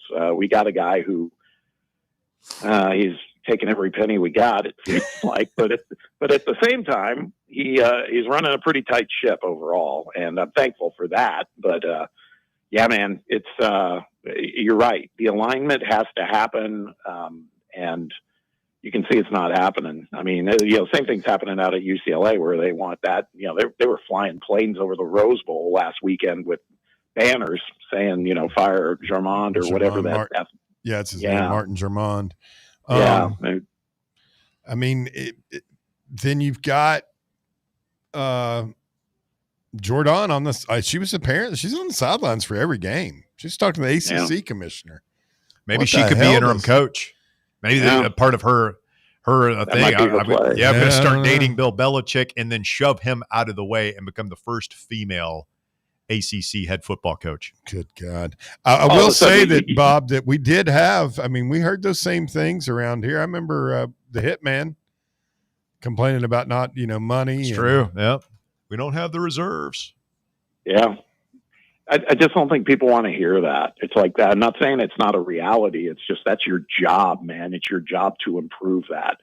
And doing a call to the public about it makes no sense. It's like have a telethon then if you're going to do that. It's kind of ridiculous. But I was just laughing when you were talking about Jordan. Maybe her next play is she's going to dump Bill and be in a relationship with the ACC commissioner. Might be her next move. I don't know. Is that guy old enough for her? She likes him old. That's fair. Well, good point. What am I missing? Why would she date the ACC commissioners? You just climbing the ladder? She's just a power player. She definitely. I forget the boyfriend before Belichick was not much younger than Belichick. Yeah. Hyper successful. Yes. Yeah. And then have you guys talked at all about the James Franklin thing? Obviously Penn State fans are feeling some kind of way. They don't have the money about him, but he's got a $50 million buyout. Yeah. His makes Mark Stoops look like low in terms of a buyout total. So I think they might be stuck with him unless he does the Shaka Smart move and, skips town. Bails. Finds another job. Yeah. I don't know. I'd make him fire me if they owed me $50 million. The thing that really makes Stoops so brutal is that 60-day clause where they got to pay that whole thing in 60 days. I think it's 30 days. Is it 30? Well, I don't know. I get all these mixed up. I think Stoops has a thing where it's like they owe him $10 million, and I might be getting this mixed up with Napier, but it's like within 30 days of his firing, you have to write him a check for $10 million. I thought according to TJ, the Kentucky fan, it was $38 million due. They have 60 days to come up with it. Yeah, Russ, I think your version was the Napier one, like you said. Yeah. Yeah. Glad we don't have to. Can you imagine the feeling of hopelessness? And it's one thing like Penn State, at least they're winning 10 games. They've got a fine program. They just can't get over the hump, right? North Carolina, Florida, Arkansas, UCLA, these programs are lost and they can't afford to dig out of the hole. How hopeless must that feel? Pretty hopeless. Pretty hopeless, man. It's like sucks I said, to be I'm them. Thankful. I'm thankful. I wonder what Pittman's buyout was. It wasn't. It was. No, I thought I heard. Well, it was like $9 million, and if they had held on and he lost a few more games, it would have been like $6 million. But I was surprised actually. I thought they might hang on and let him lose a few more because there was a provision that from 2021 on, if he had a winning record, he would qualify for a $9 million buyout. If it was, if it wasn't a winning record, it dropped to $6 million. And he was only one game over 500 in his wins since 2021. Well, it just goes what you were saying about these athletics directors are buffoons. Yeah. You offer a contract like that it's like the old line from Dwight in The Office. Is this something an idiot would do? Do not do that thing.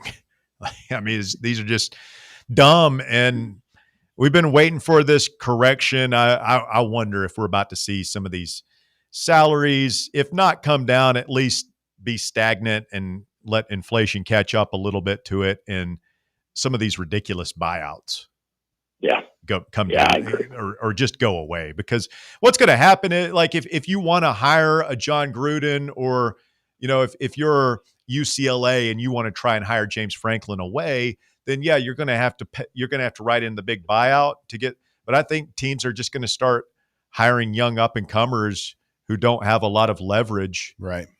Kind of like we did with Heupel and Pruitt, and and not give them these stupid buyouts. They still had pretty big. Heupel's was huge now, but Pruitt's was what we owed him. Like, but what I'm saying is like that contract was written in 2019.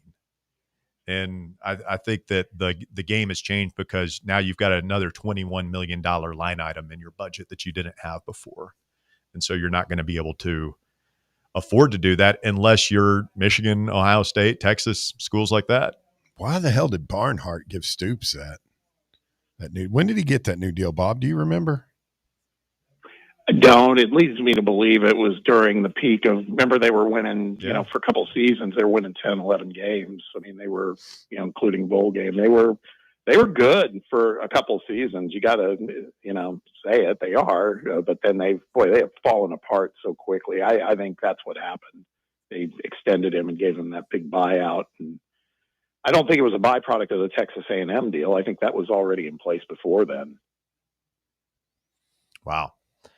All right, Bob. Well, it's going to be an interesting weekend. A lot of big games. We'll be looking forward to seeing you. I know you're going to be back with us for the show Friday out at Trailhead, presented by Garage Beer. Should be a great way to kick off the weekend. So we got a lot to look forward to. Safe travels, my friend. Thanks, man. Looking forward to seeing you guys. Have a good rest of the week. See you. Bob Baskerville checking in from Parts Unknown this afternoon. We got to take our final time out of the show. Speak now, forever hold your peace. 865-966-3435, your number to get on board. Back to wrap things up right after this. The Drive. Can't get enough Fan Run Radio? Download the free Fan Run app and take the best Tennessee sports conversations with you wherever you go. Your smile says it all, so make sure it's saying the right thing. At Knoxville Smiles, we believe healthy teeth mean happy lives. Now through the end of the year, we're offering half-price whitening with a cleaning. That's right, half-price whitening with a routine teeth cleaning at Knoxville Smiles. Call today to set up your appointment. 865-539-1776. That's 865-539-1776. Or book online at knoxvillesmiles.com. Don't wait another day to love your smile. Smile brighter with Knoxville Smiles. Are you tired of waiting on interest rates to drop before you start saving money? I'm Chris Burleson with University Lending Group, and I've got a better way. With a traditional closed-end mortgage, most of your payment goes straight to interest, not your balance. But with my Smart Loan, every deposit you make cuts your principal immediately and reduces interest in real time. On average, my clients pay off their mortgage in just 7 years. Call me today at 865-388-7634 or visit smartloantn.com and let's turn your income into financial freedom. NMLS number 332941. The number one problem we see at our clinic is delaying treatment. ED can get worse. Book your appointment right now. Call 865-544-8220. Prefer privacy? Book online in under 30 seconds at menspronaknoxville.com. At our clinics, men's sexual health is the whole job. Look, I'm a normal guy too. I hate going to the doctor. But we've helped so many guys in here just like you. Even if pills have failed, our medical team is going to take the time to talk you through it. Same day in-house lab, and the treatments, well, they could change your life. Your local medical team has your back. ED, performance, Peyronie's, size and shape modeling. We tailor what works for you. I'll get to the point. Can you imagine epic performance and epic sex? Yeah, I said it. A stronger you is closer than you think. We're available right now. Call 865-544-8220. Or book in 30 seconds or less at menspronaknoxville.com. Men's Pro Knoxville, making it happen. Bankruptcy, divorce, personal injury. These are just some of the curveballs life can throw at you. Fortunately, East Tennessee has someone to help you work through these problems and recover. The law offices of Jerry R. Givens. If you're in need of legal advice, call today to set up a free, no-obligation consultation. 865-801-9250. As always, the phone call is free, the advice is free, so what do you have to lose? Call 865-801-9250 or go online to jrglawtn.com. That's jrglawtn.com. The law offices of Jerry R. Givens. Legal expertise you can rely on. Located in Knoxville's historic Old City, Barley's offers great food, live music, the best draft beer selection in town, and now your new favorite place to watch sports. Their indoor projector is perfect for any weather, and they've revamped their upstairs area with more TVs to take in all of the action. Their menu features hand-battered chicken tenders, juicy burgers, fresh salads, and the tastiest pizza in Knoxville. You can enjoy their happy hour drink specials daily from open until 6 p.m. Barley's Tap Room and Pizzeria. Good afternoon. A couple of accidents in their cleanup stage.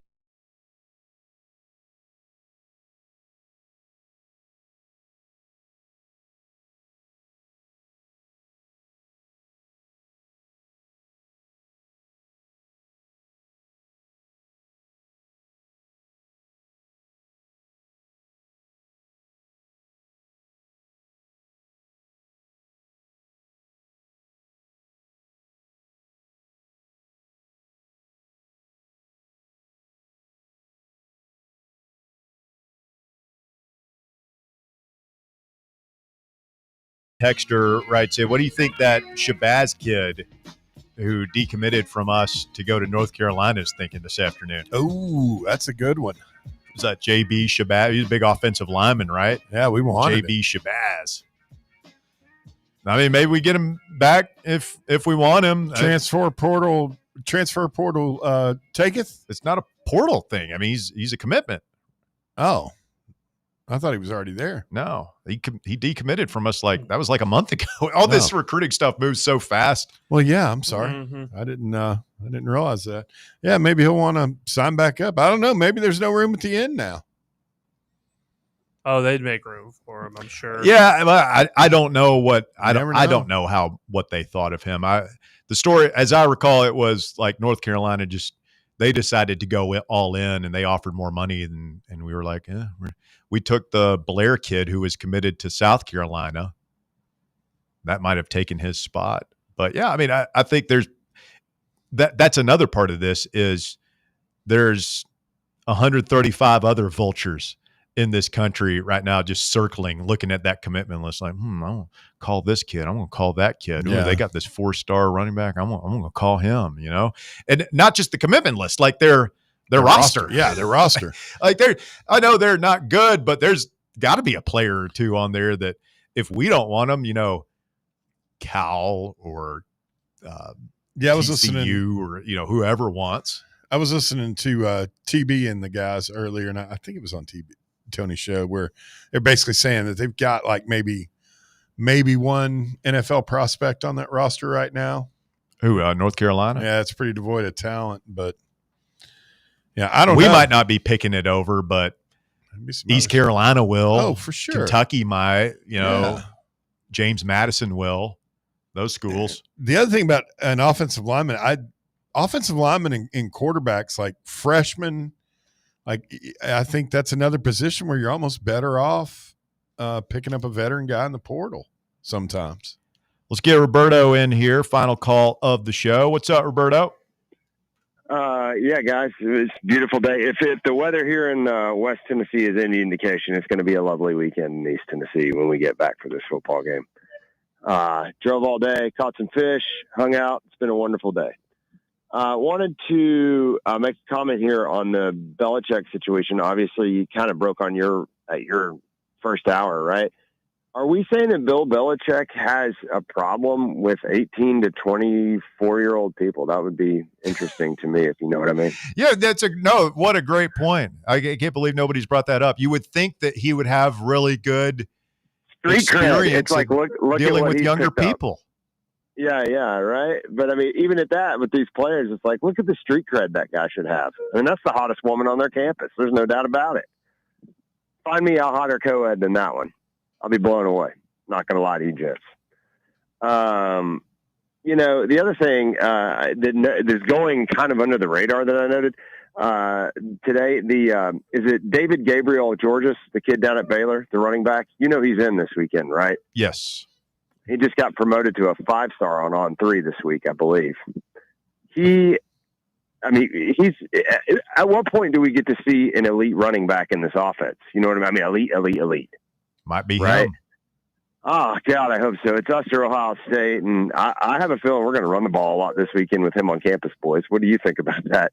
Does that go into game planning? It probably doesn't, but does it? No, I mean, we Heupel throughout the Heupel area. I mean, we pretty much hover around 50. Yeah, I think we'll just kind of do our thing, but I think the pitch to him is like, look, we've got 3 pretty good backs. We don't have a back as good as you. You get in here, you're going to transform the way we run the football. We're going to feature you, and you're going to have an outstanding career here and get drafted. Dudes I trusted to see him play in person, Westchester excluded, because I don't think he's showed up at Baylor yet this season for his Thursday nights with Westy, say that he is Derrick Henry Jr. Like, he runs like him, a little more tall, a little more straight up. I mean, give me half that comparison and put him in this offense. He's going to run for 1,000 yards every year he's here. We really need that guy, and we really need a win this weekend. And I'm starting to err with Bob, which is usually probably a bad thing for everybody. But I think we might just run them out of the building. See ya. Thank you, Westchester. That's going to do it for us. Thank you, Bear. Thank you, Walker. Back tomorrow, 3 to 6, right here on Fan Run Radio.